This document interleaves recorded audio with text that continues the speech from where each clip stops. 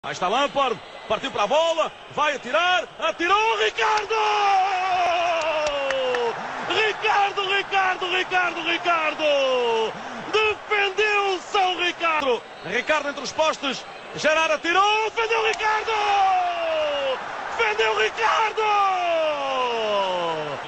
Olá, bem-vindos ao podcast Última Barreira. Depois de quase um ano de paragem por motivos profissionais e todo este tempo de paragem por causa da quarentena, de prevenção para o Covid e toda a ausência de futebol e de qualquer desporto, voltámos a este podcast, só que neste momento num formato ligeiramente diferente. Vamos manter as entrevistas, sendo que uma delas vai sair dentro de poucos dias, mas agora temos um novo formato, que é uma mesa redonda. E esta mesa redonda, o que é que se propõe? É de colocar, perante determinado tema, várias pessoas em contacto e debate dentro da formação ao rendimento, do amador ao profissional, do treinador ao guarda-redes. E com isto a nossa proposta é de colocar todos em contacto e discussão sem nome e hierarquia. E por isso mesmo surgiu esta ideia.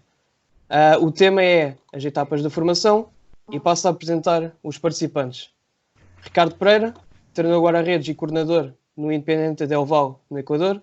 Experiência em formação e rendimento e um dos mais nomeados treinadores guarda-redes em Portugal e com percurso feito em vários países e continentes também.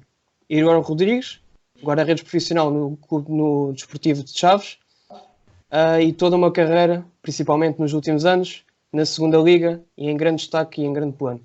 Eduardo Cachulo, coordenador e treinador guarda-redes, júniores e equipa A na Académica OEF e recentemente doutorado e também com um livro na área que depois talvez falará dentro de poucos minutos. E por fim, Ricardo Rebelo, professor adjunto e convidado no Instituto Politécnico de Leiria, com vários estudos científicos no tema e muita experiência também no treino de guarda-redes de formação. São um grande acrescento, todos estes 4 elementos, a este debate e principalmente este tema tão decisivo na formação de um guarda-redes. E por falar mesmo nisto, nada melhor do que falar com alguém fresquinho a nível de doutoramentos. Eduardo Cachulo, pergunto, como é que é o teu modelo formativo do guarda-redes? Gonçalo, antes de mais, parabéns por esta iniciativa que não é de agora, mas que está de regresso.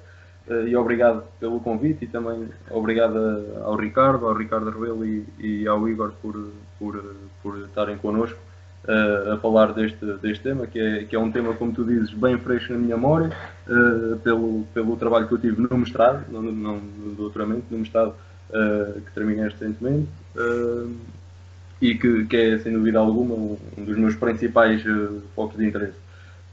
Tu estás a falar no meu modelo, e eu, antes de entrar por aí, gostava só de fazer aqui uma ressalva, porque tenho que a fazer. Que é, de facto, este modelo que nós apresentámos aqui na minha tese, na minha dissertação, um modelo de formação de guarda-redes que é adaptado, portanto não é propriamente pioneiro, é uma adaptação a um modelo já existente, mas de qualquer das maneiras quero realçar aqui a influência muito positiva que tem dos 4 treinadores de guarda-redes que eu entrevistei. Como vocês sabem, a minha dissertação foi essencialmente através de entrevistas, 4 entrevistas a treinadores de guarda-redes, e aquilo que eu vou tentar também falar aqui um bocadinho a nível deste modelo de formação, muito devo também a todos esses treinadores que partilharam comigo as suas ideias. Portanto, partindo para esta tua questão, ao nível do modelo de formação de guarda-redes, em primeiro lugar, falar ou contextualizar isto, que é, nós quando falamos de formação, neste caso de guarda-redes, do processo de formação de guarda-redes, isto está sempre enquadrado, ou seja, o guarda-redes não surge de forma isolada. É um jogo, é o futebol, onde o guarda-redes é uma das figuras que participa, um dos elementos. Da mesma forma, o treino de guarda-redes ou o modelo de formação de guarda-redes, o gabinete de treino de guarda-redes, surge dentro daquilo que é um clube e uma estrutura técnica. Clube esse que terá uma filosofia, que terá uma identidade, que terá um projeto formativo. E é dentro deste projeto que este modelo de formação se faz sentido englobar. É claro que depois cada clube com a sua filosofia, com as suas características, e portanto será sempre passível de ser adaptado a cada contexto. Em segundo, parece-me extremamente pertinente dizer que aqui isto depois também vai ter a ver naturalmente com aquilo que será a filosofia de formação do clube, mas parece-me pertinente dizer que o ponto central deste processo tem que ser único e exclusivamente o guarda-redes. Ou seja, este modelo é feito para potenciar o desenvolvimento dos guarda-redes que nós temos num determinado projeto de formação e, portanto, para isso nada melhor do que olhar o treino de forma individual, para o guarda-redes A, para o guarda-redes B, para o guarda-redes C e conseguirmos, dentro daquilo que temos, propor projetos individuais para cada um deles. Se bem que, logicamente, quando nós falamos em projetos individuais, seria irreal dizermos que nós conseguimos prever aquilo que vai acontecer num prazo de 5, 6 ou 7 anos. Logicamente, nós sabemos que as coisas, ano após ano, vão-se atualizando. E, portanto, entrando agora sim aqui nesta questão do modelo, nós verificamos que lançámos aqui 4 pilares para o nosso modelo. Desde logo a paciência, a coerência, a confiança e a sensibilidade. Ok? Porque estes 4. A paciência, porque é a paciência que, em primeiro lugar, que os próprios guarda-redes têm que ter com eles mesmos, a paciência do ir evoluindo ao longo do tempo, a paciência que nós, treinadores, que todo o clube tem que ter para com os guarda-redes, a paciência da parte dos pais, portanto, toda esta envolvência. A coerência, parece-me fundamental, sermos coerentes com aquilo que nós dizemos, com aquilo que nós fazemos ao longo dos anos, com a forma como nós vamos propondo aquilo que é o processo de treino, a coerência daquilo que nós lhes dizemos para com aquilo que nós efetivamente vamos fazer, a confiança no sentido de tem que haver confiança de todas as partes, nós confiarmos de facto no atleta, o atleta confiar em nós, e é claro que isso isto está tudo interligado, porque quanto mais coerentes nós formos, lá está, mais confiança os atletas vão ter em nós, confiança dos próprios pais, que são um elemento importante neste processo, e depois a sensibilidade, portanto a sensibilidade para nós percebermos que um miúdo pode ter 10 anos, mas se calhar ainda está numa etapa atrás, ou se calhar tem 10 anos, mas já consegue fazer coisas como os de 12 anos fazem, e portanto termos esta sensibilidade para, do ponto de vista de cada um deles individualmente, percebermos como é que eles estão. Portanto, para falar quer da identificação, quer do desenvolvimento de guarda-redes ou de qualquer jogador, eu acho que, em primeiro lugar, aquilo que nós temos que perceber são as fases de desenvolvimento da criança. Ou seja, o que é uma criança aos 8, aos 10, ou aos 12, ou aos 16 anos, e percebermos que tipo de características, quer mais biológicas, quer mais psicossociais, quer mais emocionais, que esta criança tem. Porque não é a mesma coisa eu ter à minha frente uma criança de 8 anos, ou eu ter à minha frente uma criança de 16 anos. E depois, sim, depois de todas estas questões, é que nós, e vamos explorá-las aqui ao longo desta conversa, depois de todas estas questões, é que nós vamos então entrar naquilo que é o processo de identificação, o processo de desenvolvimento do talento.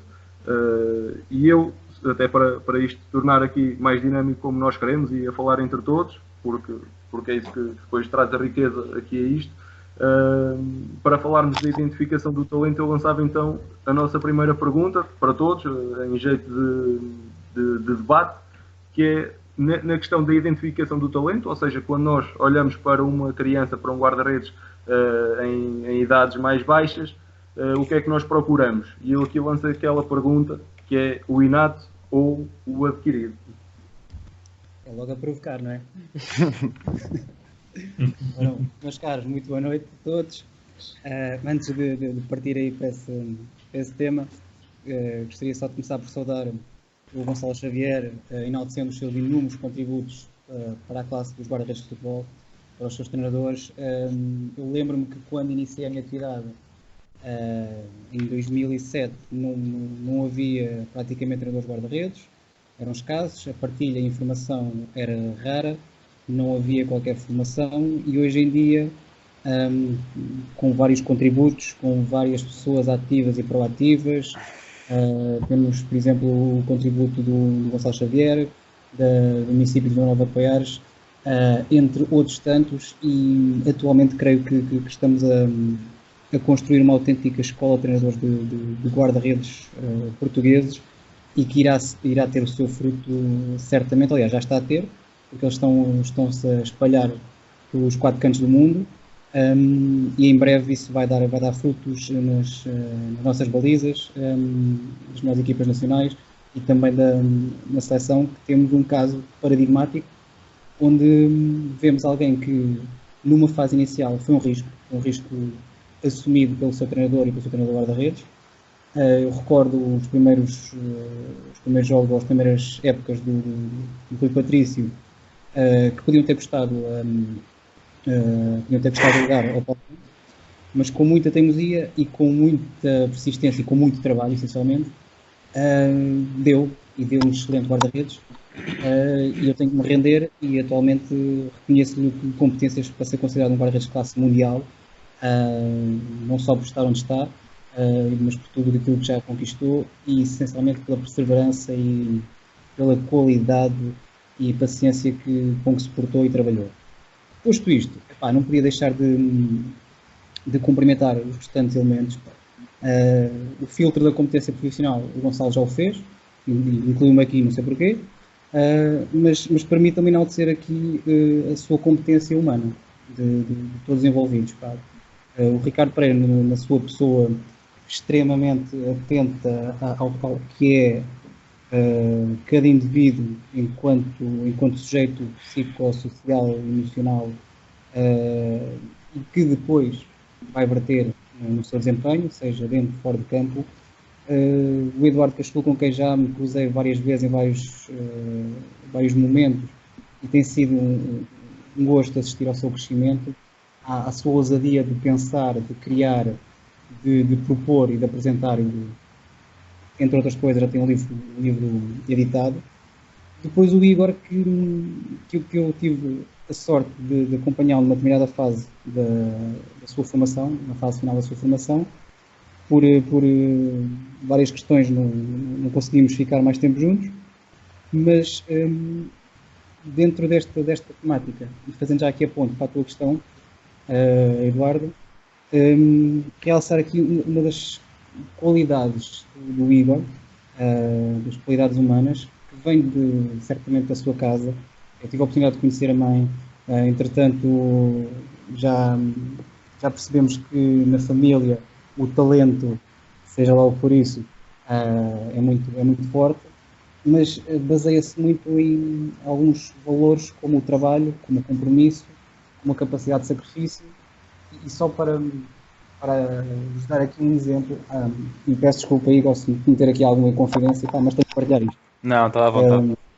Lembro-me particularmente, naquela altura, eu estava na académica, nos sub-19, eu estava como coordenador da formação para a área dos guarda-redes, e levámos o Igor a Coimbra. Na altura não foi disponibilizado uma cama para um quarto para ele ficar, então eu disponibilizei-me a tê-lo em minha casa. E eu sempre tive hábitos de sono, uma higiene de sono horrível, então deito-me tarde, acordo tarde, e de manhã, nessa altura, os meus pais estavam lá por casa, e de manhã o Igor acordou, foi tomar um pequeno almoço, sentou-se à mesa com os pais e não comia. E a minha mãe questionou-me: então Igor, não queres tomar um pequeno almoço? Eu vou esperar pelo início. E este pequeno sinal é muito revelador da pessoa, dos valores que está ali por trás. Portanto, quando nós falamos, e agora vamos aqui à resposta vamos entrar aqui na questão do Eduardo, quando falamos em modelos de formação, programas de identificação e desenvolvimento de talento, nós, na maior parte das vezes, não contemplamos, que é difícil, é subjetivo, mas estes valores humanos, do que é a pessoa, do que é que ela está, do que é capaz de abdicar, de trabalhar em torno de um objetivo. E atenção, temos que apresentar logo as cartas na mesa e perceber que a base é muito larga. Há muita gente a praticar futebol, desde muito cedo. Aos 5 anos, 4 anos já estão nas fábricas de treino, onde têm que pagar 30 ou 40 euros por mês e é sempre a comer arroz. Chegam a júniores com 15 ou 16 anos de prática, sempre a comer arroz. Isto preocupa, não percebo o que é que vai dar. Mas por outro lado, ainda neste sentido, perceber que o processo é longo.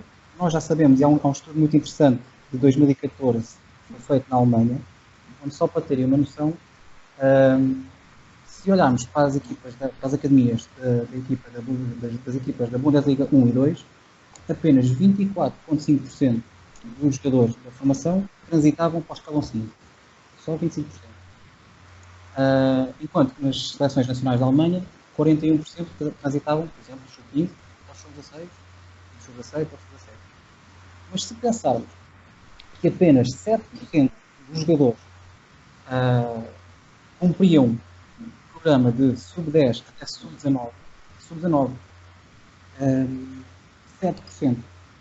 E andamos aqui toda a gente a matar e à procura do gene, porque é inato e que vai explicar porque é que ele é talentoso ou não, ou é porque é alto e isso é que vai ser decisivo, ou porque uma metodologia mais baseada na tomada de decisão ou na técnica é que vai ser o contributo essencial, ou em vez de treinar 3 vezes específico, treinar 4 ou fazer 2 bidiários. Isto é uma lotaria tremenda e é uma discussão que não vai ter fim. Eu aconselho vivamente um livro que é o da Sports Gene, estava há bocado a partilhar com o Ricardo, onde o autor, o David Epstein, vai aqui a deambular entre o inato e o adquirido. E a moral da história, como chegamos ali ao final, é que isto é uma lotaria. E é uma conjugação de fatores tremenda. Imaginem que o Messi nasce num país onde o futebol não é tão marcado e vincado na cultura desse país, como é a Argentina. Ia lá estar alguém do Barcelona a ver aquele garoto, a disponibilizar-se para nós entramos com o dinheiro, fazemos o tratamento, levamos-lo para a Espanha. Alguém está. E depois estar lá o Barcelona a ver, e isto é uma quantidade de fatores tremenda. Há bocado falamos da questão dos corredores no Quénia e na Etiópia. De repente foi toda a gente que foi para lá. Lá acaba o segredo, tem altitude. O Ricardo neste momento está a 2.800 metros de altitude a treinar. Eu creio que nos Jogos Olímpicos que foram adiados para o próximo ano ainda vai conseguir os mínimos. De caras. Tens foco por causa do atrito e estás perfeitamente para isso. Portanto, o inato adquirido, honestamente, há aqui alguns aspectos, sem dúvida, gerais que têm que ser tidos em conta. A altura, quer se queira, quer não, é um fator, não digo decisivo, mas é o bilhete de entrada para a feira popular. E depois, onde é que vamos querer andar, como é que vamos andar, em que divertimentos, isso depois é outra história. Mas se eu com 1,72 m, fica ali à porta. Então eu vou para o futsal. E lembro-me do caso do André Sousa, da Seleção Nacional de Futsal, que ele fez formação na Académica, até iniciados, onde, tanto quanto sei, alguém reconheceu o talento, mas recomendou outra via, outra tentativa, e efetivamente foi alguém com bastante perspicaz, que percebeu que havia ali uma série de condições ótimas para uma determinada atividade, mas que não era aquela, porque havia ali um fator que estava em falta. E para além desta questão toda, eu gostaria de realçar a oportunidade. Muitas vezes não consideramos nestes fatores do que é o talento, o inato adquirido, falta a oportunidade. Se olhar uma passagem muito engraçada na tese do Pedro Pereira, onde ele fala, na entrevista com o Will Cortes, não estou em erro, que antigamente o pico de forma do guarda-redes era a partir dos 30 anos. A partir dos 30 anos é que eles jogavam com uma calma, com uma leitura de jogo, tinham um desempenho ótimo. Mas de repente começámos a ver guarda-redes a partir dos 20 anos a assumirem as principais equipas nos principais campeonatos. Portanto, alguma coisa mudou. Mudou, desde logo, a evolução no ensino, no treino específico do guarda-redes. E tremendo. Tem havido um trabalho tremendo, porque a ciência também contribuiu com percebendo que isto não é só ação técnica, existe uma tomada de decisão anterior e existe um processo contínuo de percepção, de leitura, de reconhecimento de padrões. Depois é preciso oportunidade. Ou porque o guarda-redes titular se lesiona, ou porque há um treinador maluco que resolve apostar na formação. Ou seja, para além do estímulo de treino, que tem que ter qualidade, sem sombra de dúvidas, o estímulo competitivo. Tem que haver um espaço próprio de crescimento individual. E um guarda-redes com quem o Ricardo trabalhou, eu acho muito interessante, o André, que está atualmente no Santa Clara. Claramente havia ou pelo que me percebi, havia um plano individual de formação para ele, e muito bem, e acho que foi conseguido. Nem todos têm que ser formados para ser os guarda-redes titulares da equipa da Benfica, mas claramente, para mim é sucesso quando, desde logo, agora aqui vamos dizer o que é sucesso. Se é tornar-se profissional, se é titular, se é ter X número de jogos, 2 individuais. Vamos agora aqui criar, isso era outra discussão. Mas a oportunidade, quem é que está disposto a arriscar?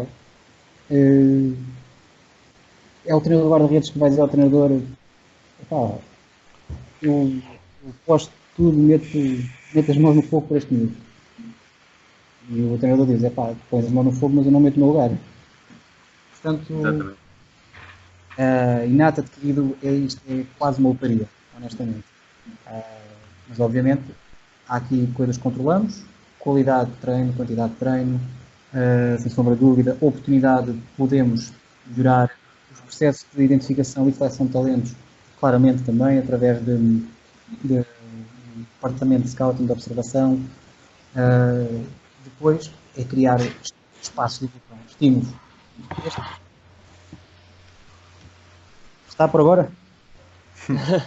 É que isto aqui deixaste-me tanto a falar de lá está, responder à pergunta do Eduardo e principalmente aquela confidência sobre o Igor, que Igor, já te vou provocar com algumas das coisas que ele disse.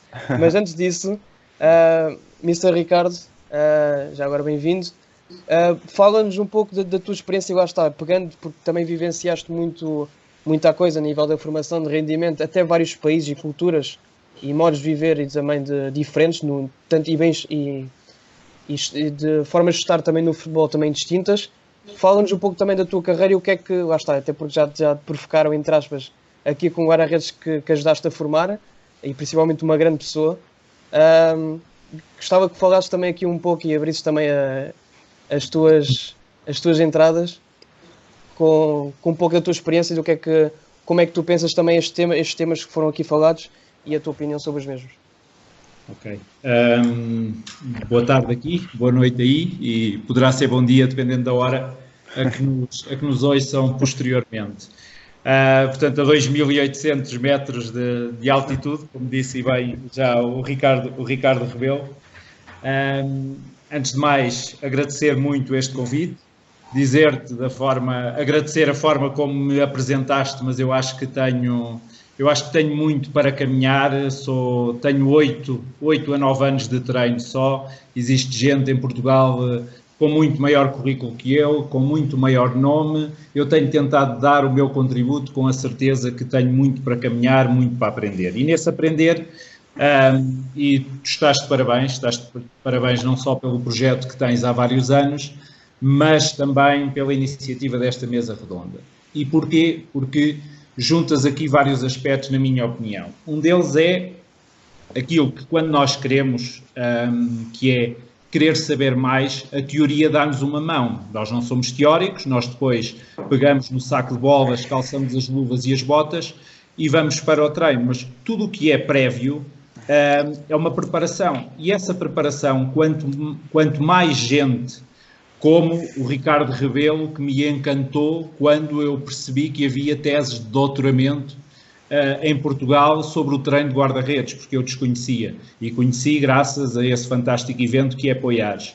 Quando o Cachulo publica esta tese e me envia de imediato para beber este conhecimento. Quando eu descobri o trabalho do Pedro Pereira, portanto, vocês vão dormindo, eu durmo sozinho aqui no Equador, portanto, vocês dormem comigo à vez, salvo seja, mas dormem comigo à vez ali ao lado na minha cama, porque eu acho que nunca é demais este conhecimento teórico, porque vão-me tirar muitas dúvidas. Eu continuo a ter muitas dúvidas sobre como formar verdadeiramente talentos ou como contribuir para formar talentos. Continuo a ter muitas dúvidas, pese a minha formação em psicologia, na melhor forma de intervir.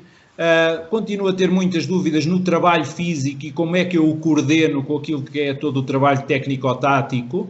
Portanto, tudo isto são conhecimentos. O outro mérito é, de facto, dares a voz a gente que não é profissional, que eu acho muito importante, e hoje está aqui o Ricardo, e está aqui o Eduardo, e está o Igor, e amanhã estarão outros também que contribuem muito para o treino de guarda-redes. Nós continuamos, e não vale a pena chover no molhado, continuamos à espera de uma formação oficial de treinadores de guarda-redes. Ela há de aparecer ou não, mas neste momento, e como o Ricardo disse, temos um corpo técnico de treinadores de guarda-redes cada vez mais forte. As pessoas formaram-se, escreveram livros, escreveram teses, o conhecimento está aí disponível para todos nós. Portanto, podemos querer aprender ou podemos querer permanecer no treino das estacas, no treino do zigue-zague, no treino que não tem mal e que pode ser uma opção metodológica, mas o conhecimento está aí à disposição de todos nós. E não precisamos de um curso oficial para o ter. Temos estas fantásticas formações, umas privadas, umas gratuitas, umas pagas, mas temos as pessoas a investir, temos as pessoas a trocar muitas ideias. E isto tem-nos feito crescer, e como o Ricardo disse muito bem, eu acho que está a dar cada vez mais os seus frutos.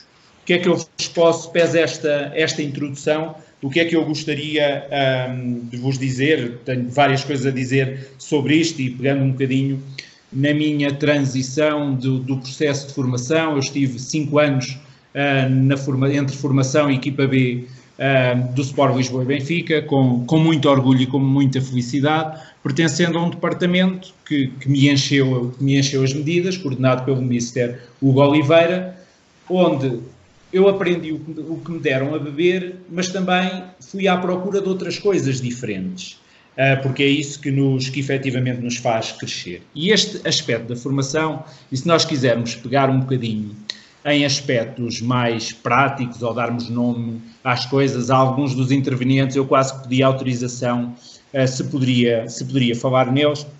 Quando nós falamos de formação, nós estamos a trabalhar com qualidade. E com muita qualidade, na minha opinião. Temos gente que já entendeu as etapas do desenvolvimento, já entendeu que isto se leva ao guarda-redes pelo prazer de treinar, por apaixonar-se por esta posição, e o Eduardo explica isto muito bem na tese, com o contributo dos fantásticos treinadores que entrevistou. E depois seguimos por aí em todo um processo de ser competitivo, de jogar quase como se jogava na rua, entre aspas, mas uma baliza a baliza, eu contra ti, e porque é que tu me estás a marcar golos, o que é que eu não estou a fazer bem para fechar esta baliza, e se tu adiantares a bola, será que isto não é aquele momento de 1 contra 1 que o Mister diz? E começa tudo para mim por este prazer, por este entender do que é o jogo, por este entender simples do que são os vários momentos do jogo, para depois nós começarmos a entrar numa maior especificidade. E nessa especificidade, e o Eduardo explica muito bem isso também na tese, é onde eu acho que nós temos de olhar para tudo o que estamos a falar, se calhar uns 13, 15 anos, tudo o que são as questões maturacionais, tudo o que são as questões da paciência que precisamos ter num corpo todo que se está a transformar, mas que queremos, e se o trabalharmos bem na fase anterior, já lhes demos toda a destreza, toda a agilidade que tinham as crianças, que teriam um Manuel Bento que teria um Mr. Zé Gato, porque se brincava efetivamente na rua. E já lhes passámos essa agilidade, já os pusemos a dar cambalhotas, já os pusemos a sentir o jogo, já os pusemos a fazer outros desportos, já lhes demos toda uma destreza manual, toda uma destreza motora, que posteriormente vamos aproveitar. E vamos aproveitar começando a pegar numa especificidade. E aí começas a perceber um conjunto de coisas que são, para mim, fundamentais. Porque se me perguntarem questões que eu não consigo, e quando estive na formação, que eu, para mim, não consigo dar, se quisermos entrar nos inatos, nos adquiridos, que eu não consigo dar a um guarda-redes. Eu consigo-lhe melhorar a velocidade, mas eu não lhe a consigo dar.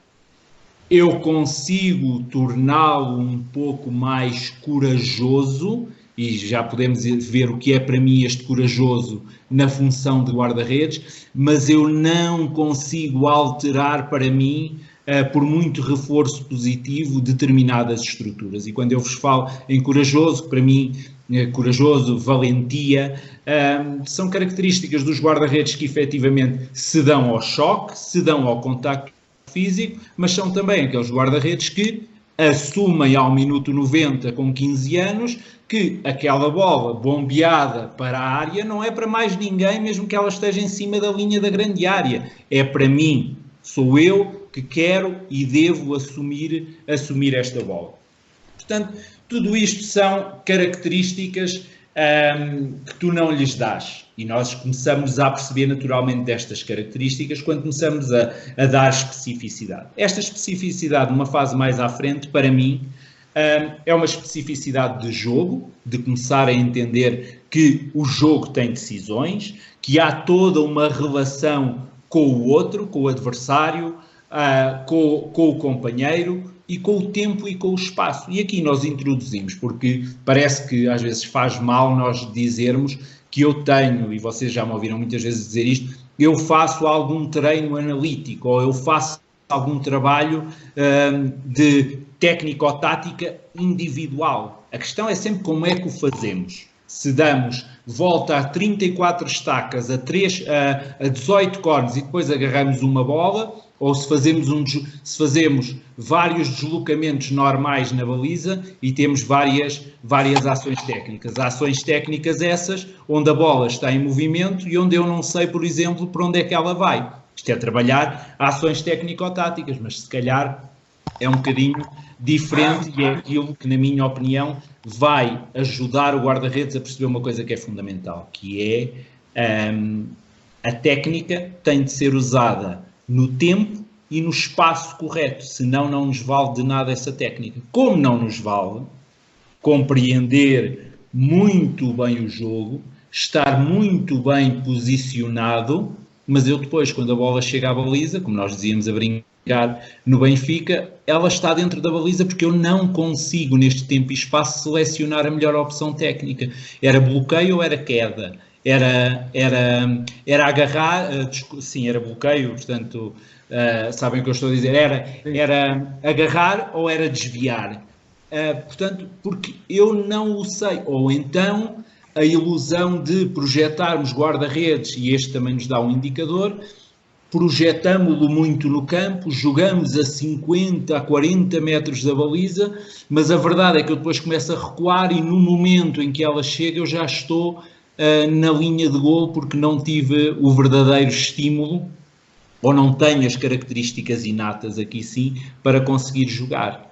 Portanto, eu não sei se tenho mais tempo e se querem que siga. Se quiserem que siga, posso explicar um bocadinho de alguns dos processos de contratação, por exemplo, do Benfica em que eu estive envolvido e foram poucos e eram guarda-redes mais velhos, mas um bocadinho aquilo que nós olhávamos, nós enquanto departamento de guarda-redes, e não foi Ricardo Pereira, apesar de eu estar envolvido nos dois casos que vos vou falar, mas se quiserem, passa a bola a outros e voltamos atrás. Se quiseres que eu siga, Gonçalo. À vontade, continua, estás bem. Falaram aí em alguém que é quase um filhinho, portanto, que ainda hoje falei ao telefone com o André Ferreira, que é um guarda-redes que efetivamente eu gosto muito, mas gosto muito, eu não trabalho com o André há vários anos, gosto muito do André, sobretudo como pessoa, sobretudo como tudo o que são os valores humanos do André e tudo o que é a sua maturidade muito, muito precoce. E a história do André é tão simples quanto o Benfica recebe várias indicações de guarda-redes. Aquela chegou ao Mr. Hugo Oliveira cada vez mais consistente e de várias fontes, porque o Hugo nisto gostava de saber muitas opiniões, e vários de nós foram à Nogueira da Maia, ou fora, se o André jogasse, o André estava naquela altura no Nogueirense, ver este Lingrinhas de 1,90 m, mas eu nem sei quantos quilos teria este menino, a jogar como juvenil de segundo ano e a jogar nos júniores do Nogueirense. E todo ele era perfil Benfica do ponto de vista psicoemocional. E pronto, e nós, eu acho que, e se queremos falar um bocadinho de scouting, eu não sou scouting, mas fascina-me ir ver um guarda-redes e vais com uma excitação, vais com um bichinho, o que é que vai dar isto? E portanto, quando vais, eu para mim tinha de o ver a descer do autocarro, e já descia, não trazia os fones, não trazia nada, portanto não se usava nem se podia num menino desta idade, mas uma concentração a sair para o jogo, portanto ainda antes de entrar no estádio, eu já lá estava, parada há vários minutos, o entrar para um aquecimento, e eu desconfio que não soubesse que estava a ser observado, mas se soubesse não passava nada, absolutamente, os olhos durante aquele aquecimento não saíam do que eram as suas funções, e depois vimos um guarda-redes a jogar em cima da linha do meio-campo, a empurrar, a jogar até por excesso em termos de controle de profundidade, claramente por excesso, a empurrar os seus colegas, eu brincava com ele, com as mãos para saírem todos e subirem, e ele próprio a correr. Eu acho que ele chegava a colar-se aos colegas de tão rápido que ele queria que eles saíssem dali. E depois um guarda-redes que defendia, um guarda-redes que não porque é aquilo que nós também nos esquecemos. Nós queremos, de alguma forma, aquele talento que tu vais ver a qualquer lado, e ele defende, não defende com a técnica perfeita, essa vai lá adquirir com muito trabalho, porque essa eu acredito que se faz. Nós podemos, até certo ponto, fazer guarda-redes, e eu lanço-vos quase, se quiserem, depois à frente para a discussão, vejam o que fazem os brasileiros, com volume, com uma capacidade de seleção que nós nem nos passa pela cabeça, porque somos um país com muito menos densidade populacional. Mas os brasileiros fazem guarda-redes, e fazem guarda-redes para todo o mundo, e para chegar a qualquer parte do mundo, e do ponto de vista defensivo, de defender uma baliza, para terem sucesso. Explosivos, ágeis. E o treino, vocês olham para o treino e muitos de nós criticamos, mas eles fazem guarda-redes. Portanto, é possível, em alguns aspectos, fazer guarda-redes. E estamos a falar de aspectos técnicos. O que é que nós estamos, se calhar, a fazer em Portugal e que nos faz que estes miúdos possam jogar, quando são apostas consistentes, nas balizas? Estamos-lhe a dar o resto. Estamos-lhe a dar o conhecimento do jogo. Estamos-lhe a dar que um miúdo do Benfica aos 16, 17, 18 anos, e quem diz Benfica diz Sporting e Porto, que têm excelentes profissionais, possa perceber que aquela bola na entrada da área está coberta e que o que vai acontecer ali é 1 contra 1, e em vez de eu estar enfiado na linha de golo, eu estou a dividir a pequena área, ou estou em cima da linha da pequena área, que nem um cão à espera daquele passo de ruptura. E é isto que muitos treinadores de guarda-redes, em grandes e em pequenos clubes, estão a fazer hoje em dia. Portanto, isto é um mérito danado. Terminando a história do André, naturalmente que um perfil daqueles era o que nós queríamos. Tecnicamente, com muita coisa para trabalhar, um corpinho que teve de se encher, e para vocês terem noção, ganhou provavelmente 8 quilos de massa muscular, ali na altura da transição, creio eu, entre os júniores e a equipa B, e chegou com um plano, como o Ricardo disse, mas que o plano não era jogar. Agora, o próprio treinador que estava na altura, que era o Mr. Renato Paiva, vê um miúdo que defende. A técnica não é perfeita, e justiça seja feita, ele tinha um excelente guarda-redes com ele a disputar o lugar, que se chama Rafael Lopes, que é uma joia de miúdo, e que tecnicamente, pelo menos, foi dos mais perfeitos que eu treinei, e ao Rafael, e ele perdoa-me de certeza eu dizer isto até porque lhe disse, e ele faltava-lhe só uma coisa, agressividade competitiva, que o André trabalhou a jogar no Distrital do Porto, a ter de defender e a levar bolada muitas vezes, e depois o Benfica afinou. Eu não sei onde o André vai jogar, onde o André vai chegar.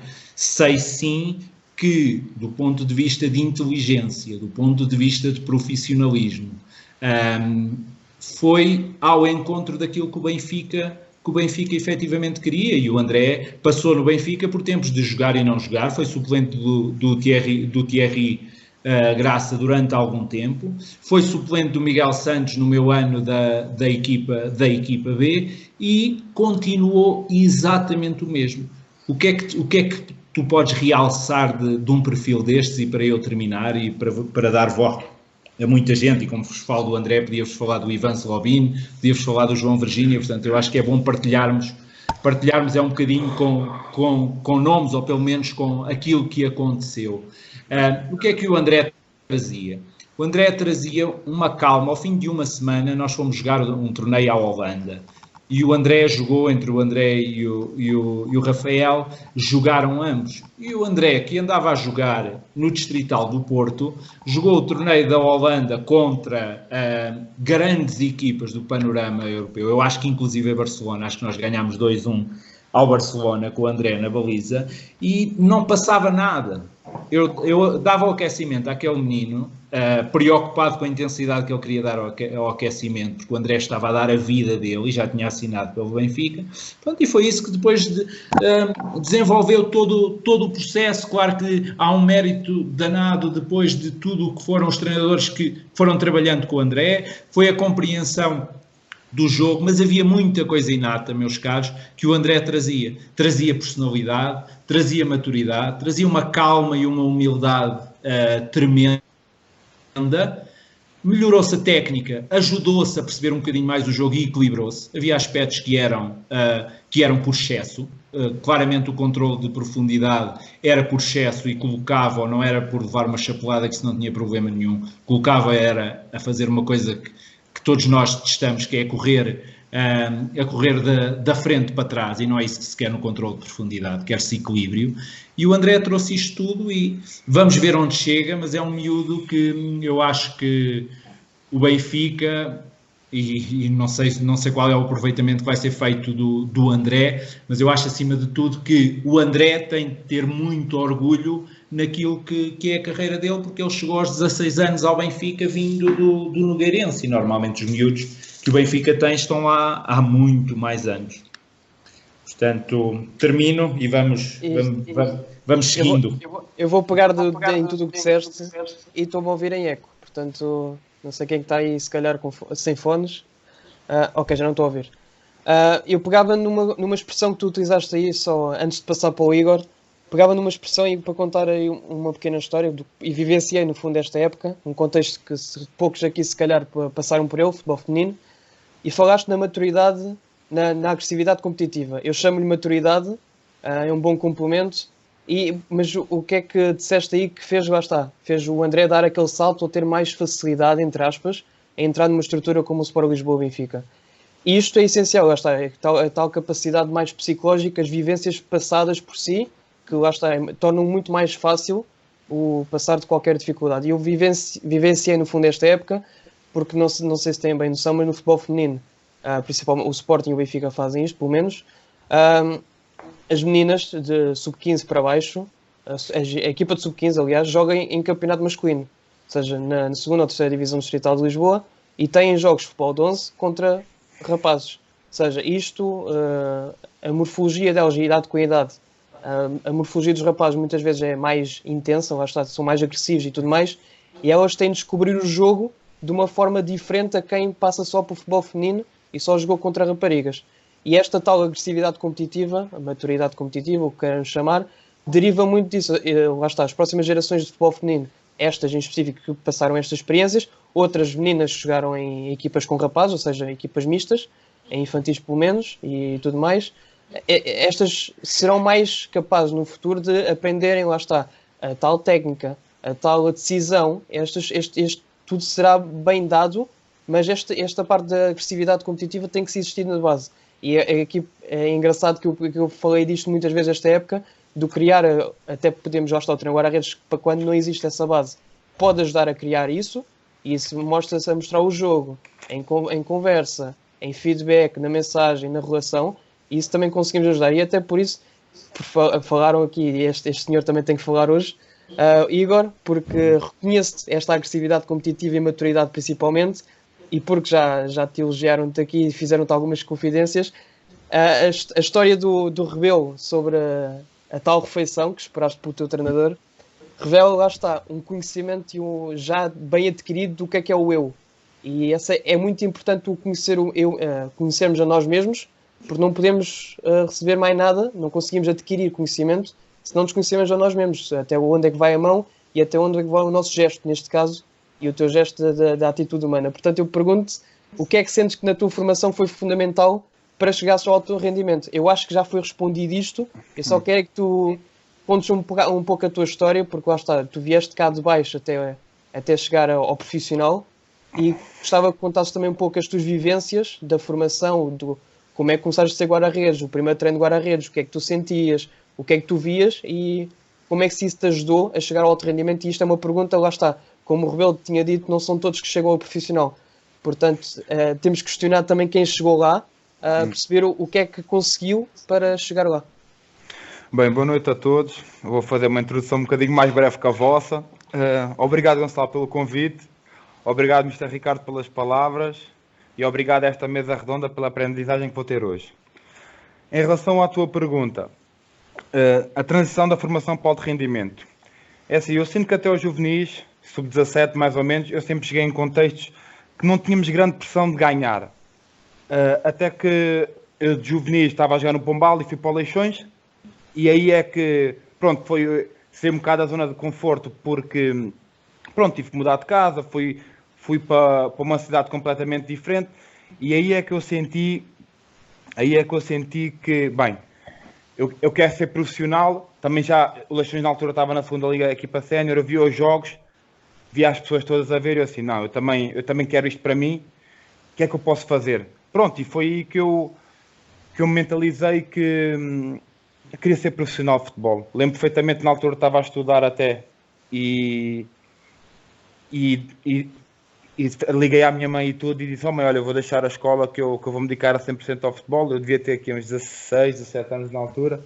A minha mãe, ainda por cima é professora, vocês devem imaginar o filme que ela me fez. Não faça isso. Não, mas eu estava decidido, queria ser jogador de futebol e ia apostar as minhas cartas todas na mesa para ir com tudo. Pronto, azar ou sorte, tive uma lesão que me impossibilitou de acabar o resto da época. Foram cerca de 5 meses, uma coisa assim, que eu fraturei uma vértebra e tive que parar esses 5 meses. Depois acabei lá o contrato. Pronto, acabei o contrato com o Leixões e era para ir para a Académica, pronto, que até o Mr. Ricardo Rebelo falou sobre isso, mas por outras coisas acabei por não ficar e fui para o Tocha. Basicamente, bem, uma pessoa que quer ser profissional de futebol troca o Leixões pelo Tocha, não é fácil. Não é fácil porque o Leixões era o campeonato de primeira divisão de júniores em que tu lutavas para ir ao apuramento campeão, e vais para o Tocha, que era uma equipa que tinha acabado de subir à segunda divisão de júniores. Eu e mais 2 colegas eram os únicos que tínhamos jogado campeonato nacional. O resto foi tudo... O resto dos jogadores tinham jogado todos na distrital, nunca tinham jogado nacional. O Eduardo Cachulo está aqui connosco, ele conhece bem a equipa, conhece bem o ano, porque foi aí que nós nos conhecemos também. E fui para o Tocha, um bocadinho contrariado, vou admitir, porque achava que merecia algo mais, mas se calhar hoje digo que foi a minha sorte. Conheci pessoas que me ajudaram muito. O Mr. Miguel, que é um pai no futebol para mim, foi ele que pegou em mim, que eu estava quase enterrado, e puxou-me cá para cima, e eu sou-lhe muito grato por isso tudo. Eu não sei se respondi bem à tua pergunta, se não, se queres perguntar mais alguma coisa em particular. Deixa-me dar uma chega, por favor. Diz. É importantíssimo, este aspecto que o Igor referiu, Eu senti isso muitas vezes na Académica, jogadores que vinham do Benfica, do Porto, do Sporting, uma frustração imensa que não conseguiam lidar com isso e canalizar para, ok, eu tinha um determinado plano de carreira, como é que eu vou recanalizar isto? E tinha muitas dificuldades. E o Igor pegou nessas dificuldades e efetivamente o contexto que ele vai conhecer no Tocha muito diferente. Eu lembro-me de quando joguei contra ele no Leixões, no estádio Sérgio Conceição, eu ficar pasmado a olhar para aquele guarda-redes, uma presença imensa que enchia o relvado. Naquele espaço, e o Leixões treinava e jogava na altura num campo mais pequeno, e de repente ali com uma presença, e quando eu venho a saber que era do primeiro ano, pá, isto, impecável, este miúdo tem que vir para aqui. Acabaste, Ricardo. Posso... Sim, força. Tocas aí num aspecto que para mim é essencial e que mesmo para os clubes grandes eu acho que é preciso ter muito tato na forma de lidar com isto. É quando tu chegas a um clube grande, ou já lá estás, ou começas num clube grande, para muitos é o fim da viagem. Já cheguei. O problema nos clubes grandes nunca é chegar. O problema é efetivamente continuar, é efetivamente progredir e é efetivamente teres esta capacidade para te aguentar. E aos que se aguentam, eu vou-te dar um exemplo de um jogador com quem eu trabalhei 3 anos e que não é guarda-redes, que é o Ruben Dias. Acho que pouca gente teria alguma dúvida que o Ruben chegaria. Não sabíamos se mais cedo, se mais tarde, mas não havia dúvidas naquele perfil, não havia dúvidas naquela disciplina de vida, não havia dúvidas naquela liderança de quase que os colegas lhe pedirem no início para se calarem, mas depois espera aí, o treinador em campo está aqui, o processo é controlado todo pelo Ruben. Portanto, e isto leva-nos para uma coisa que são perfis.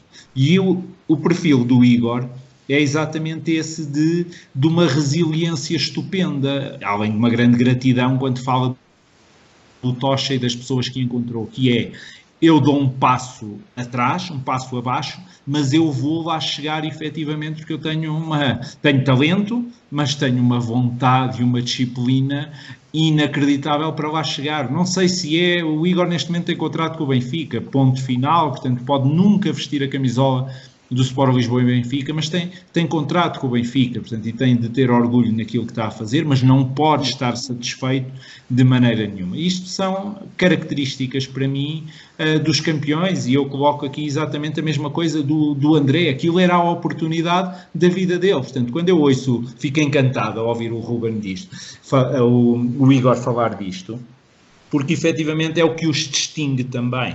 Futebol é prazer, mas é muito duro. O futebol profissional tem coisas que são efetivamente muito duras, obrigam-te a grandes sacrifícios pessoais, obrigam-te a dar muito do teu corpo, e esta gente chega. E tu tens outros exemplos, nós poderemos ir buscar outros exemplos, mas há um claro no futebol português, que é o trajeto do Ederson no futebol português. Portanto, onde se sabe que o Ederson, por opções, e que são opções válidas, foram as que o Benfica entendeu tomar naquela altura, mas o Ederson foi dispensado. E o Ederson, brasileiro, vindo de um meio desfavorecido, um bom bandido, entre aspas, naquilo que era a personalidade dele,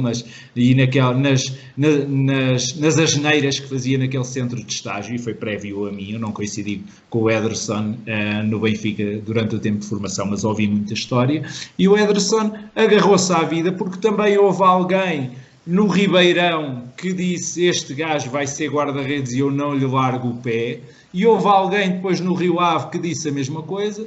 E passados uns anos o Ederson volta ao Benfica e o resto já é história, já todos nós sabemos, não é? Portanto, isto são capacidades que uns têm e outros não, e efetivamente é duro sair do Benfica, do Sporting e do Porto, mas às vezes é uma bênção. Se calhar foi uma bênção para os irmãos Horta, para o Ricardo e para o André. Portanto, é a forma, há muito daqui que é personalidade, que é caráter, que é eu vou dar a volta a isto.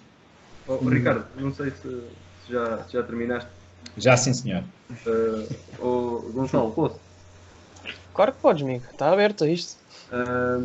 E aquilo que eu queria falar, e até porque como o Igor falou, desde aquela fase da tocha, porque ele depois, nós estávamos no 12º e ele foi estudar para a escola onde eu estava também, portanto, miúdos, e eu fui acompanhando, desde aí fui acompanhando o percurso do Igor. Mas se calhar foi estas dificuldades que ele passou, e se calhar foi o facto de, ok, estava no Leixões e agora vou jogar na segunda Nacional de Júniores, que tem marcado o percurso do Igor até aqui. Porque aquilo que o Igor tem feito, Igor, já estamos a falar muito bem de ti hoje, mas aquilo que o Igor tem feito ao longo deste percurso, que ele é sénior, quer no Oliveira do Hospital, quer no Covilhã, é conquistar o espaço dele. É chegar, trabalhar e ir conquistando as coisas. Portanto, muitas vezes, aquilo que eu sinto, e o Ricardo Pereira falou nisso, que às vezes nós estamos num clube grande e sentimos que os jogadores que estão nos iniciados, ou nos juvenis, ou nos júniores, sentem que é tudo dados adquiridos. Não, eu estou aqui, eu vou ser jogador, está tudo bem, porque vai correr tudo bem e porque eu vou fazer a minha carreira. Eu posso estar tranquilo. E não é tudo dados adquiridos. Não é tudo dados adquiridos. E se calhar, estas dificuldades que o Igor passou, nós, treinadores, de alguma forma, temos também que fazer com que os atletas, de forma equilibrada, claro, mas vão passando por elas, porque no momento em que forem jogadores profissionais, ou têm aquela atitude que o Ricardo Pereira estava aqui a falar, porque o futebol profissional é duro, não é? Ou têm essa atitude para conquistar o espaço, como o Igor tem conquistado até aqui, ou então vão cair desamparados. Portanto, aquilo que eu quero transmitir com isto basicamente é isto. Eu não sei se o Igor quer dizer alguma coisa em relação a isto, mas basicamente eu acredito muito que este tipo de dificuldades que o Igor passou e o facto de ele ter bem ciente sempre na cabeça dele, ok, isto não é só dados adquiridos, fê-lo depois fazer quando ele chegou a sénior, conseguir com mais capacidade ultrapassar as dificuldades que foram surgindo. Permitam-me vir aqui um bocadinho atrás, na conversa atrás, isto está tudo interligado. Mas nós quando estávamos aqui a falar naquela questão do inato e do adquirido, o Ricardo Rebelo falou aqui nesta questão da lotaria. E eu gostava também... Falámos aqui do caso do Igor, do André Ferreira, do Ederson. Podíamos incluir o Fábio Duarte, que faz todo um percurso na formação do Benfica. Não há um caminho. São todos caminhos. Completamente. Portanto... Eu junto-vos já aqui outro, percebem, que é um José Sá. Portanto, contudo, do ponto de vista físico, e o que o Zé penou para chegar aonde está neste momento. E eu não sei o que é que se passa na Grécia. Vi no outro dia um treino, e nós não temos metodologias de treino por um treino ou por aquilo que as pessoas querem divulgar. Efetivamente um treino de uma intensidade louca, com muita coisa analítica, mas o Zé bebeu no Benfica qualidade de treino, bebeu e cresceu no Marítimo, e depois bebeu no Futebol Clube do Porto. E se calhar, se alguém lhe vamos imaginar que o treino neste momento é só intensidade e porrada, e com muita confiança para jogar, deu aquilo que o Zé precisava para neste momento estar a ser cobiçado por grandes clubes europeus. E dou-vos outro exemplo, chamado Rui Silva.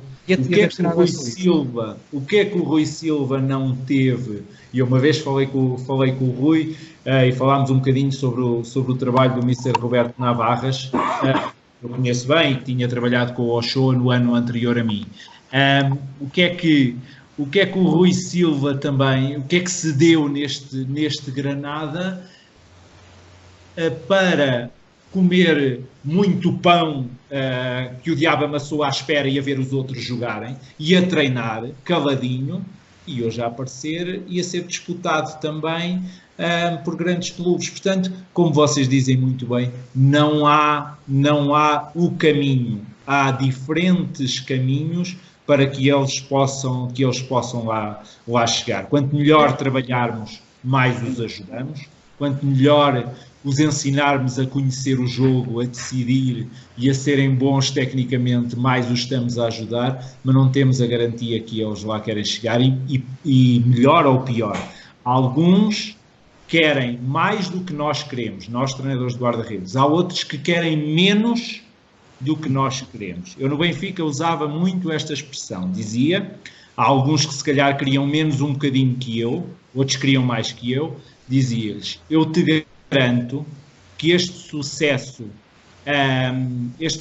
momentâneo que estamos a ter, ganhámos campeonatos, eu tenho e não faço o mínimo gáudio disto, 2 campeonatos nacionais de juvenis, de sub-17 com o Mr. Renato Paiva. Vale o que vale do ponto de vista de desenvolvimento do jogador, e a expressão que eu usava, e para me calar, era, eu te garanto que debaixo de uma pedra, ou em qualquer outro lugar do mundo, portanto, debaixo de uma pedra vai aparecer, ou em qualquer outro lugar do mundo, alguém está a fazer 3 horas de treino para poder chegar ao Sporting de Lisboa e Benfica e ficar com o teu lugar. Pode ser mexicano, pode ser coreano, acabou por ser russo, neste caso, por exemplo. Acabou por ser um russo vindo de Leiria, vejam só vocês.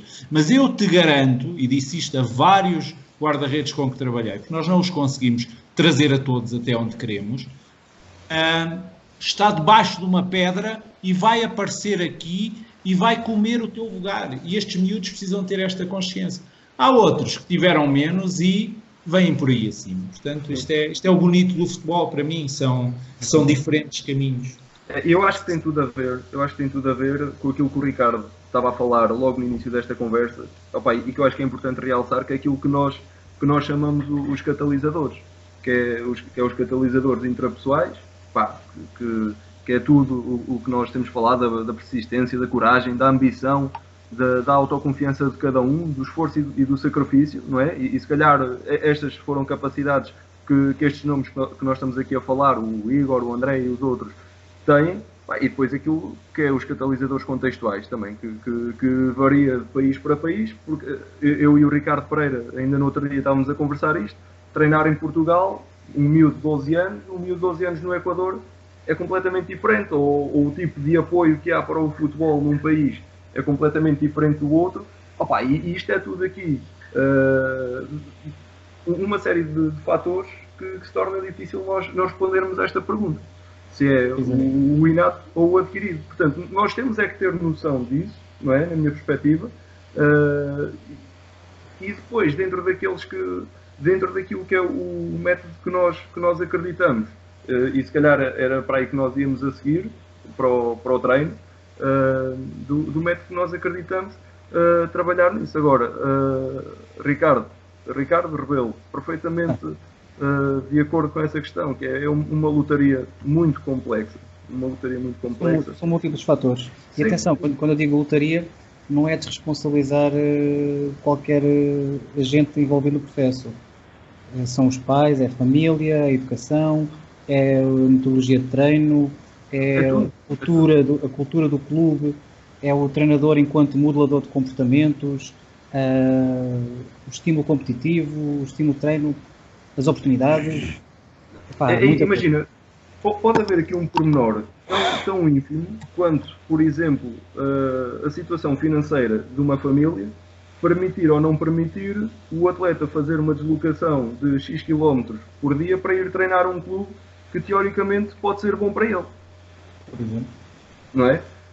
E portanto é de facto algo complexo. Agora também, e pegando nisso que tu estás a dizer, que nós não nos podemos desresponsabilizar e portanto podemos controlar, temos que o fazer. Exatamente. Gonçalo. E a questão da oportunidade que vocês, eu estava-vos a ouvir e estava exatamente a pensar, e eu falo nos contextos que conheço e vou falando de outros que faço a minha leitura do que acontece em Portugal. Mas vejam, este ano nós tivemos a jogar um miúdo como o Max no Sporting, e que a coisa se deu por oportunidade, e que é preciso um grande equilíbrio para não deixar que um miúdo destes, com tudo o que se vai lendo, com tudo o que se vai dizendo, se possa endeusar. É muito importante este equilíbrio. Isto claramente é fundamental. Como tivemos, por um acontecimento completamente extra-futebol, o Diogo Costa com a oportunidade de jogar no Porto. E eu digo-vos que tenho seguido pouco o futebol português, mas naturalmente há um mínimo de atenção que dedico. E no Sporting provavelmente se acreditaria muito no Max, mas houve outros guarda-redes, e sem precisar de colocar nomes nestas questões, que algumas podem ser mais sensíveis, mas que prometiam muito mais, por um ou outro motivo de perfil, e provavelmente em algumas situações perfil psicológico, não chegaram lá, e é o Max que está lá, o dono da baliza do Sporting Clube de Portugal, e o Max tem 20 anos? Sim ou não? Corrija, Júlio. Acho que sim, ele é de 99, acho eu. É de 99, sim, 99. Portanto, é ele que está a jogar, e o Diogo Costa tem não sei quantos. Portanto, é uma questão também, muitas vezes, de oportunidade, e depois de estares preparado porque aí é cruel, aí é duro, aí é onde tens de ter forte personalidade para jogar na baliza de um grande clube, ou para jogar no futebol sénior com 19, 20, 21 anos.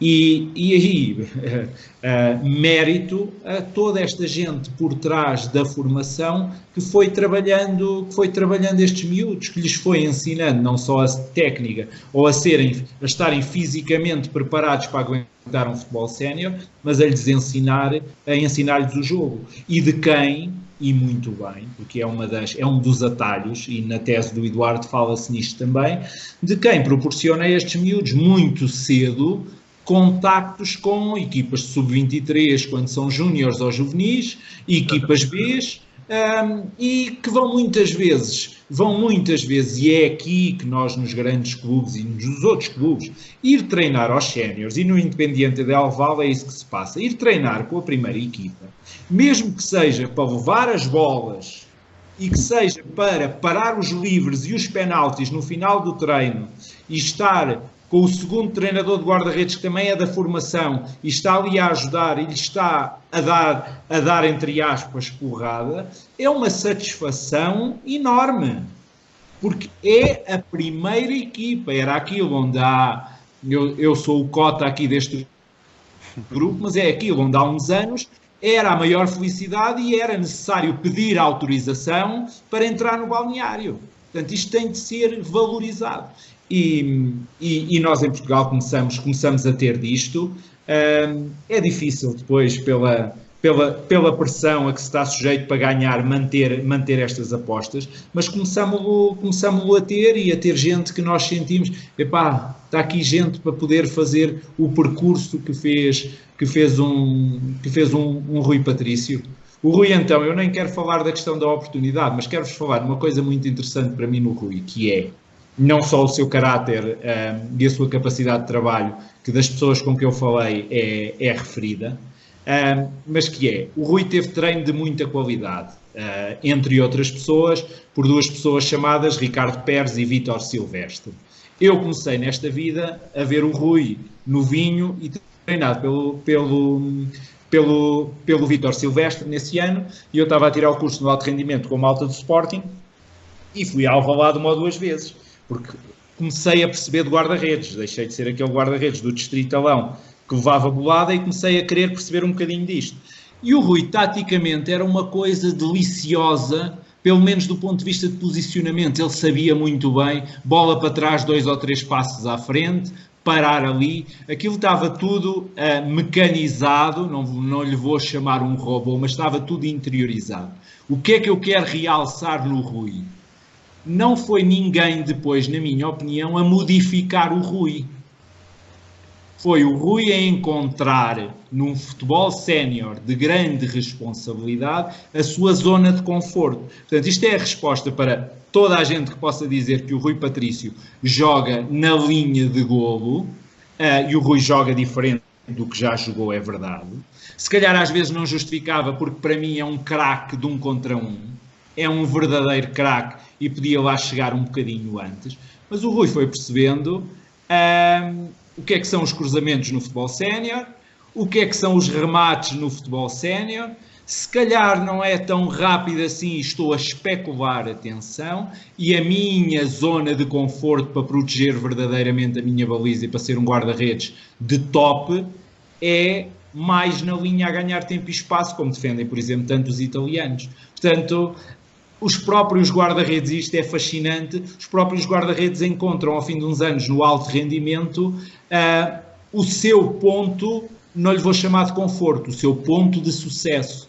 O Rui tem sucesso com as características que tem. E a formação do Rui foi diferente. A formação do Rui não foi a defender primeiro a baliza e depois os espaço. A formação do Rui foi ao contrário, porque basta conhecer as ideias do Ricardo Pérez, basta conhecer as ideias do Vítor. A formação do Rui foi defender o espaço. E hoje o Rui é um guarda-redes maduro, internacional, com uma carreira lindíssima e encontrou o seu ponto de sucesso. Acho que não digo mais nada, vou-me calar, falem por aí. Eu vou só pegar no que tu disseste, lá está, de falar do Rui Patrício, dos pontífices, não só da baliza nacional, mas também é um exemplo do que é que viveu e do que é que vive neste momento no futebol. Eu pegava nesse ponto por um facto engraçado e acho que ele não se importaria com esta inconfidência. No outro dia fui ver, antes desta quarentena, um mês antes da quarentena ser imposta, fui ver o Max ao vivo, cá de cima, que é onde se vê bem, e principalmente atrás do guarda-redes, que é onde se vê bem o futebol, e fui notando, principalmente sem bola, quando ele não tinha bola, ia percebendo os movimentos todos que ele fazia, ou seja, eu percebia que taticamente ele sabia tudo do jogo. Lá está, mesmo muito novo, 99, mesmo muito novo, ele sabe muito do jogo e sabe aplicar tudo o que foi aprendendo ao longo da sua experiência, não só no Sporting, mas também para trás, na sua formação. E isto, lá está, eu questionei-lhe, mas porquê é que tens de estar sempre a marcar o apoio? A bola avança 2 metros, já estás a ajustar outra vez? Porquê é que sentes necessidade disso? E ele respondeu-me que era a forma dele se focar no próprio encontro. Ou seja, eu respondi logo a seguir, então, mas isso cria um desgaste mental e até físico inacreditável. Ele, sim, mas eu cuido-me bem e alimento-me bem, durmo bem, cuido-me bastante bem, consigo estar preparado para um jogo com exigência e conseguir corresponder às exigências dos mesmos. E ou seja, quando chega a casa pede uma massagem à namorada nas costas porque está a arrebentar com as costas todas. Mas Do mais natural, e a resposta dele é brilhante, que possa acontecer. Tu agora marcas com toda a posição em tensão, daqui a 5 anos só tens o pé orientado e o tronco orientado, estás direito e estás a ler mais 10 coisas do que ele hoje já consegue ler. Portanto, perfeitamente normal, Gonçalo. E é isso que eu ia... Aqui eu lanço a provocação a todos que estão aqui na mesa, que é, lá está, ele já descobriu, e todos nós descobrimos, eu ainda estou à procura de descobrir o meu, mas nós procuramos descobrir o eu próprio, mais cedo, mais tarde, mas chega a um ponto que conseguimos. Lá está, daí o Ricardo ter dito que o Rui Patrício neste momento, se calhar se recuou no terreno, ele chegou ao seu ponto de sucesso, já descobriu o seu eu. E é aqui que eu ia perguntar, ou seja, da formação ao rendimento, a qualquer um que está aqui na mesa que pode, e vamos terminar deste ponto com as vossas respostas, até que ponto intervém o treinador de guarda-redes e como é que consegue ajudar à criação ou estabilização do eu com as suas passagens de mensagem e conhecimento técnico ou tático de relações, por exemplo, experiências. O que é que vocês ajudam no guarda-redes e se ajudam mais cedo ou mais tarde neste processo a ajudarem-no a descobrir o ele mesmos? Porque lá está, não podem exigir um guarda-redes de decisão, por exemplo, se ele não se conhece o seu corpo, por exemplo. E como é que vocês ajudam? Isto lá está. Quem quiser responder, ponha o dedo no ar e pode avançar. Diz. E indo diretamente a essa questão, eu não consigo deixar de dissociar toda essa questão.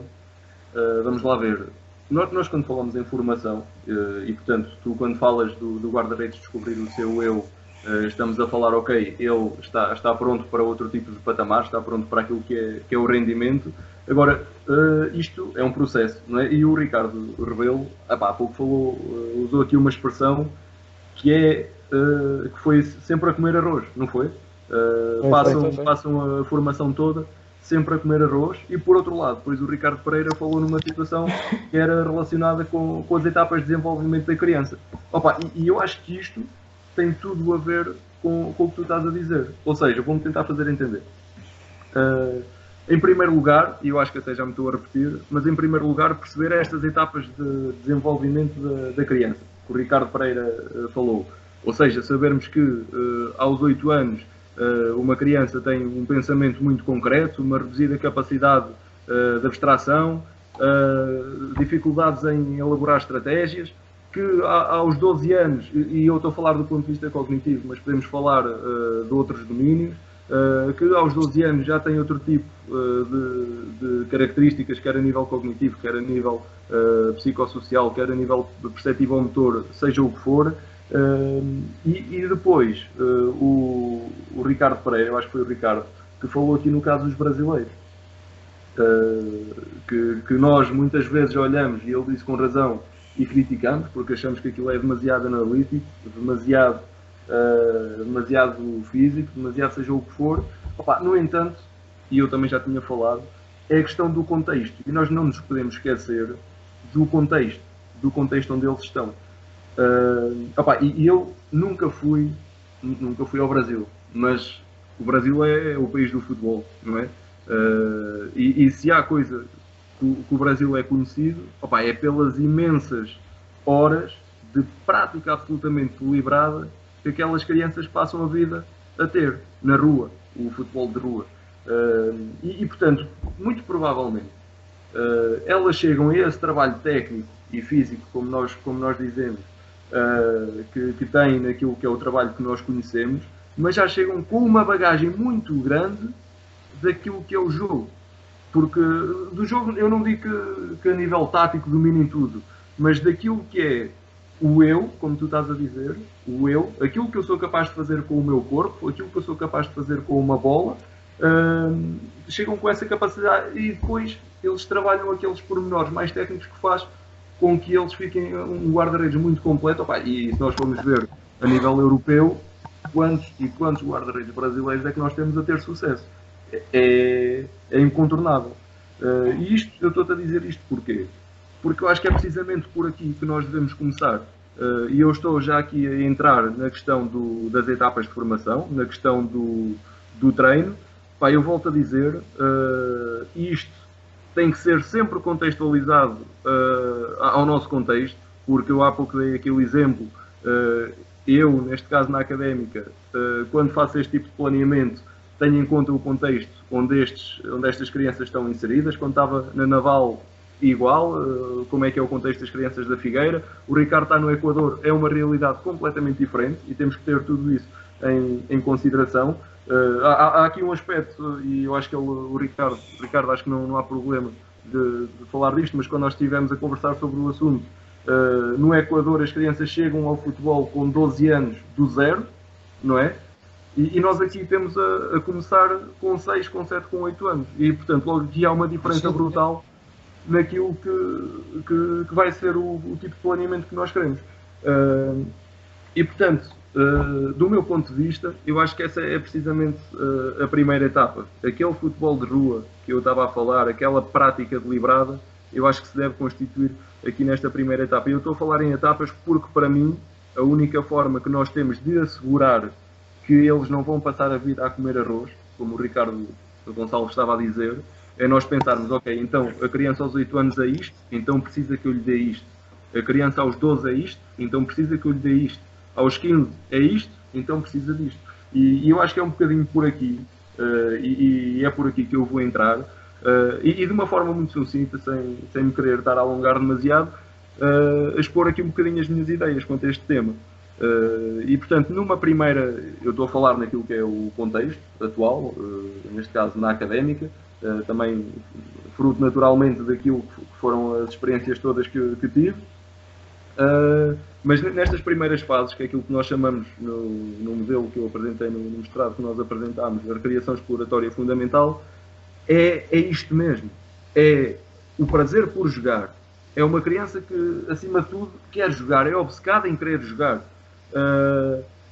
É a prática deliberada, é nós intervirmos quando achamos que temos que intervir, mas sempre numa perspectiva de descoberta guiada. É acima de tudo aquilo que o Ricardo Pereira estava a dizer, no sentido de, ok, nós vamos jogar, é o jogo, sou eu contra ti, e eu quero fazer um golo e tenho aqui um colega que posso combinar com ele da forma que eu quiser, e através disto nós estamos a ajudá-los sem forçar e sem entrar em coisas para as quais eles não estão prontos, entendes? Estamos a ajudá-los a descobrir esse eu, a descobrir que do outro lado tem uma baliza onde eu quero fazer golo mais o meu colega e que tenho uma baliza aqui para eu defender. E isto é a base de tudo e é por aqui que nós temos que começar. Para que depois, quando chegarmos mais à frente, e isto por si só também lhes vais dar recursos, motores, recursos a nível daquilo que são as capacidades que eles têm de fazer vários movimentos com o corpo deles, vais-lhes dar muitos recursos que vai fazer com que eles cheguem depois a uma etapa a seguir que nós colocamos como experimentação refletida, em que tu já lhes vais começar a passar as noções gerais do jogo. As noções gerais do posicionamento que ele tem que ter, aqueles princípios que nós falamos na defesa da baliza, no 1 contra 1, do encurtar o espaço antes do avançado rematar, do fixar os apoios. Agora, tu começas a fazer isto porque sentes que nesta etapa, quando chegas ali entre os 10 e os 12 anos, eles já têm bagagem para isso e já estão prontos para isso. Ok? É uma criança que, até pelos escalões etários e pela forma como nós temos isto organizado em Portugal, que já domina o futebol 7 completamente. Se calhar onde tu já vais, de uma forma ainda que discreta, mas já vais começando a introduzir aqui algum trabalho das ações técnico-táticas individuais e, portanto, isto é um processo. Já vais, ainda através de jogos condicionados, de 1 contra 1, de 2 contra 2, no sítio certo vais introduzindo um treino mais analítico. E quando eu falo num treino mais analítico aqui nesta idade, estou-te a dizer, por exemplo, um treino de benjamins ou de infantis,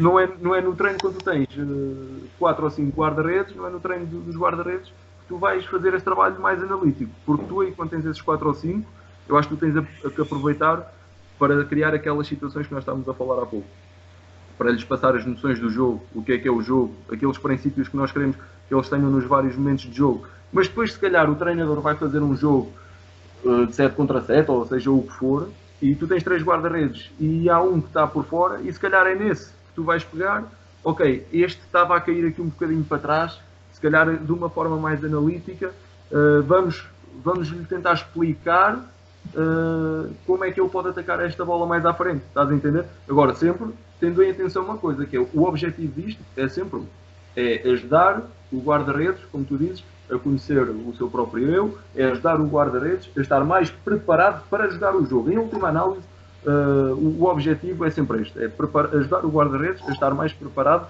para jogar melhor o jogo. Portanto, se calhar, como o Ricardo Pereira estava a dizer, contornar as 50 estacas e depois fazer a queda, não é a melhor opção, se calhar há outras opções. E isto tudo para que depois, quando chegamos ali à etapa que nós dizemos que é o investimento liberado, que é uma etapa decisiva, e isto lá está, e estas etapas são sempre variam consoante o jogador e sobretudo consoante o nível maturacional do jogador do ponto de vista morfológico, e o Ricardo Rebelo aqui é que é o expert na matéria.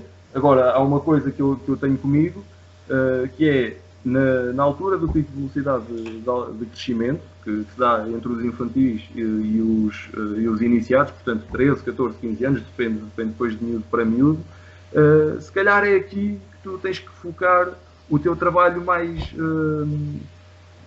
mais coordenativo, vamos lhe chamar, mais focado nas ações individuais, mais centrado nestas ações técnico-táticas, porque se tu seguiste esta lógica que eu te estou a dizer para trás, então ele já tem um conhecimento muito grande daquilo que, de uma forma geral, daquilo que é o jogo, daquilo que, de uma forma geral, eu tenho que fazer no jogo, já tem um conhecimento daquilo que é a posição de guarda-redes, e eu, como guarda-redes, o que é que eu tenho que fazer quando a bola está no meio campo, ou quando a bola está numa zona de cruzamento, ou quando o avançado vem isolado, ou já sei o que é que eu tenho que fazer quando tenho a bola no pé, e depois chego aqui a uma fase em que o meu corpo se transforma completamente. E eu acho que pode ser interessante também o Igor falar desta situação e da experiência que ele teve. E quando o meu corpo se transforma completamente, e depois aqui eu não posso deixar eu não sei se estou a exceder o tempo ou não, mas eu não posso deixar de fazer esta ressalva, que é, vamos parar outra vez à história dos contextos. Porque eu, por exemplo, na minha pouca experiência, na minha curta experiência, já passei por poucos clubes, mas nomeadamente 2 completamente diferentes, em que eu tinha miúdos que passavam o dia na praia, que passavam antes do treino, se nós estamos a falar no verão, né? quando começamos a treinar, antes das aulas, que passavam o dia a jogar futebol, a jogar raquete, a jogar voleibol, a andar de skate, a fazer o que fosse, e portanto isto do ponto de vista motor, e principalmente aqueles que estão a passar por este pico de velocidade de crescimento, se calhar não vão sentir tanta diferença. Não vão sentir tanta diferença porque continuam a exercitar-se, continuam a utilizar o corpo de forma muito ativa durante esse crescimento e se calhar não notam tanto.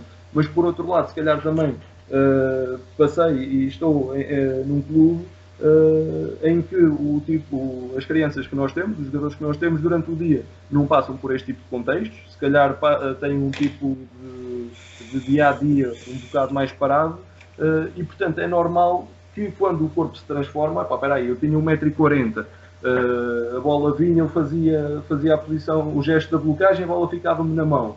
Agora eu faço esse gesto na mesma, a bola passa-me entre as mãos e bate-me na cara, o que é que está aqui a passar? O meu corpo está-se a transformar. Eu antes fazia coisas com o meu corpo, que agora o meu pé tropeça no outro e eu caio. O que é que está a passar? E portanto é nesta fase que dentro daquilo que são as minhas vivências e que são também, lá está, os estudos que vou lendo e que vou fazendo, que vamos fazendo, que tu tens que incidir o teu trabalho mais naquilo que é o treino das ações técnico-táticas, o treino do ponto de vista motor mais coordenativo, sempre com vista àquilo que é o jogo, não é? Portanto, porque quando nós falamos de coordenação, estamos a falar daquilo que o guarda-redes precisa de fazer em jogo e depois, logicamente, dentro deste treino também ir inserindo as progressões para aquilo que são as situações de jogo que nós queremos tratar, mas muito foco neste treino das ações técnico-táticas, porque é um período extremamente sensível ao nível daquilo que é a aprendizagem motora deles, precisamente por esta questão, que é o corpo está-se a modificar muito. E isto tudo para quê? Lá está, estou aqui a falar há algum tempo, falei de 3 etapas de formação, em que aquilo que são os objetivos, em que aquilo que é os conteúdos e a forma metodológica como eu abordo cada uma destas etapas é completamente distinta e é desta forma que eu, por um lado, tento evitar que eles passem a vida a comer arroz, como o Ricardo Rebelo falou, baseado nestas etapas de desenvolvimento da criança, para que eles, à medida do tempo, vão conhecendo o jogo, vão conhecendo a posição de guarda-redes, no tempo certo vão, de forma mais especializada, aperfeiçoar cada uma das suas ações, para que também se possam conhecer a eles próprios. Para que depois tu chegas aos juvenis e aos júniores e já podes começar a pensar noutras coisas. Já podes começar a pensar que este guarda-redes tem que estar pronto para a exigência do futebol sénior. Já podes começar a pensar que ele tem que dominar todas as ações e todos os momentos de jogo. Já podes começar a pensar naquilo que o Ricardo Pereira falou e que para mim é fundamental, que é em ter oportunidades. Ok, tu és juvenil, mas não te vai fazer mal nenhum. Tu esta semana vais treinar a semana toda com a equipa B, para perceberes como é que é o futebol sénior. Ou tu és júnior e vais começar a ter oportunidades de treinar na equipa A. E portanto todo este processo, logicamente que é um processo que está sempre interligado, que não é um projeto linear, nunca na vida, é um engano pensar isso, na minha opinião. Não é um projeto linear porque tu às vezes acreditas que aquele guarda-redes está a evoluir muito e de repente passou-se a alguma coisa, que até pode ser alguma coisa na escola ou do ponto de vista familiar, ou seja o que foi, que de repente ele deixou de fazer aquilo que fazia, ou até porque deu este salto maturacional e o corpo dele está diferente e deixou de ser capaz de fazer aquilo. Ele em maio saiu daqui do clube a fazer umas coisas muito bem e chegou em julho, porque cresceu 10 cm no verão e passou o verão todo a jogar PlayStation e não sei o quê, e chegou, já não conseguia fazer um passo para fora da área. E portanto, é desta forma, portanto, organizar este processo de formação por etapas, Etapas estas que são baseadas naquilo que é a criança, naquilo que é o jogador, ok? Pá, e depois tu tens que olhar para isto do ponto de vista muito individual, que é perceber que um atleta que até é da mesma idade do que o outro, opa, mas que do ponto de vista familiar tem outro tipo de vivências, e o Ricardo já deu aqui o contexto do Igor, que do ponto de vista familiar tem outro tipo de vivências e isso vai alterar completamente aquilo que é a forma dele estar e a forma dele responder àquilo que tu propões. Pá, do ponto de vista maturacional, se calhar eles são da mesma idade, do mesmo ano de nascimento, mas se calhar tu tens um que é de janeiro e tens outro que é de dezembro, e isso parece que não, mas é um ano de diferença. Opa, e depois lá está, aí vai ter que entrar a tal confiança, a tal coerência, a confiança de tu saberes que pá, ele neste momento se calhar não está pronto para o futebol de ontem, mas nós acreditamos que quando ele depois passar o pico de velocidade de crescimento e quando as estruturas dele começarem a desenvolver, ele vai ter capacidade. Se calhar nos iniciados ele não nos vai dar esta resposta, mas vamos acreditar, vamos ter a confiança, e esta confiança não é abstrata, tu tens indicadores desta confiança, porque ele nos juvenis, não, nós acreditamos que ele tem tudo, como o Ricardo Pereira estava a falar quando foi ver o André Ferreira, não é? Tecnicamente pode não ser o melhor, mas nós acreditamos que ele tem tudo para vir a dar. Opa, e eu acho que é um bocadinho desta forma. Opa, eu estou aqui a falar se calhar há demasiado tempo e naturalmente gostava também de colocar isto à discussão de todos, até porque este é um tema que para mim é um tema que me fascina, que é a formação e as etapas de formação. Mas eu acredito muito nisto, que é tu tens que organizar isto em etapas, sabendo o que é o teu jogador em cada uma das etapas, o teu guarda-redes, e a partir daí tens que garantir que lhe dás o arroz no tempo certo, dás-lhe a massa no tempo certo e dás-lhe o bife no tempo certo. Eduardo, eu dei-te a mão, levaste-me o braço e pegaste no resto do corpo todo. Mas gosto de ouvir falar. A minha questão é, respondeste a tudo o que eu queria, e ainda adicionaste ainda um pouco mais. E deste aí uma brecha para acordar o Igor. E isto porque temos que terminar também, porque lembram-se do tempo que eu tinha previsto. Já passámos muito tempo. Eu sei que passa rápido. Aqui há 10 minutos, não? E passa rápido, exatamente. 15. Igor, já agora, porque tu confidenciaste antes deste podcast começar, confidenciaste-nos aos restantes membros que do sub-14 para o sub-15 cresceste 10 cm. E o Eduardo pegou nisto. Só não te quis atribuir foi o nome, mas queremos que, lá está, adequa todo o teu processo na altura, se ainda te lembras, essa memória deve ser boa, esperemos, se ainda te lembras do que é que tu viveste nessa altura e a descoberta do tal eu, ou seja, que eras tu com mais 10 cm. Eu e o Eduardo não passámos por isso. Não, é assim, eu como disse ao Mr. Ricardo Pereira, eu sinceramente, eu nem me apercebi, eu sei perfeitamente na altura. Não é como agora, que as férias eram de 3 meses, né? E esses 3 meses eu ia para a praia com a minha mãe e pronto, a minha mãe alugava lá uma casa e eu sei que ficava muito tempo no sofá, muito tempo mesmo, e basicamente o meu dia era, fazia praia, sofá e comia. E depois, quando eu cheguei, os meus próprios colegas, isso no fundo foi o que me fez confusão, porque eu não consegui perceber o porquê. Eu assim, viram-me e disseram-me assim, olha, vem um guarda-redes novo, não sei o quê. E eu assim, eu também vocês não me conhecem. E eles, Igor, tu estás tão diferente. 10 centímetros realmente é muito, porque eu quando até digo às pessoas, no fundo elas não acreditam.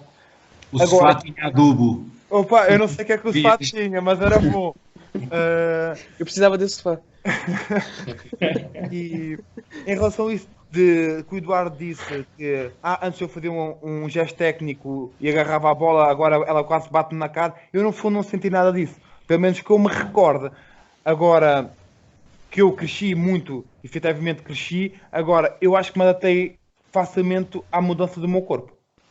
Opa, sim, porque lá está, aquilo que nós estávamos a conversar, isto depois depende muito de cada um. Miúdo para miúdo, cada um, exatamente. Opa, eu posso dizer que tive casos em que foi assustador, completamente. Mas se calhar o meu treinador achou isso, mas eu pronto, na minha ingenuidade não achei, né? Agora, eu próprio não senti nada disso, sinceramente. Opa, mas isso é bom, isso para ti é muito bom. Pois é. Agora, aquilo que eu estava a dizer, eu já tive casos, e eu estava a falar disso um bocadinho, que em maio eles saem, vão para casa, o futebol acaba e não sei o quê, e têm 1,40 m, depois chegam com 10 cm a mais, ou eu estou a falar de 1,40 m, mas isto são valores mais altos, e depois já não sabem fazer nada. Tu vês mesmo a correr, aquela corridinha à volta do campo e não sei o quê, ele vai ali a bater com os pés um no outro e não sei o quê, e portanto isto acontece, e é uma fase extremamente sensível. Mas se a ti não aconteceu, ainda bem, pá. Não, que eu me lembro, sinceramente, não. E já delargando a conversa do gigante, aos dois Ricardos já agora, porque para terminar o podcast está muito bom, lá está, estamos aqui há 20 minutos. Querem acrescentar alguma argumentação, no fundo, com esta premissa da descoberta do eu, ou de outro tema que o Eduardo tenha continuado? Querem acrescentar alguma coisa ou ficamos por aqui? Dou prioridade, Ricardo, e eu depois posso dizer. Para finalizar a beleza tem que ser contigo. Não. Se quiseres finalizar, eu posso falar agora e finalizas. Acho que finalizamos muito bem contigo. Portanto, olhem, fantástico estes 20 minutos. Aqui esperemos que seja fantástico para quem ouve. É o desejo que isto é uma partilha, portanto não somos nós a promover-nos de maneira nenhuma. Portanto, é partilha, e no meu caso, partilha com casos práticos, que eu acho que é a melhor forma de às vezes compreender. O que é que eu vos quero dizer? E quase, porque estamos a falar de formação e disseram coisas importantíssimas das fases de desenvolvimento, portanto, eu não precisarei de falar sobre isso, até porque está tudo fresquinho nas vossas cabeças, e se calhar ainda têm mais experiência que eu.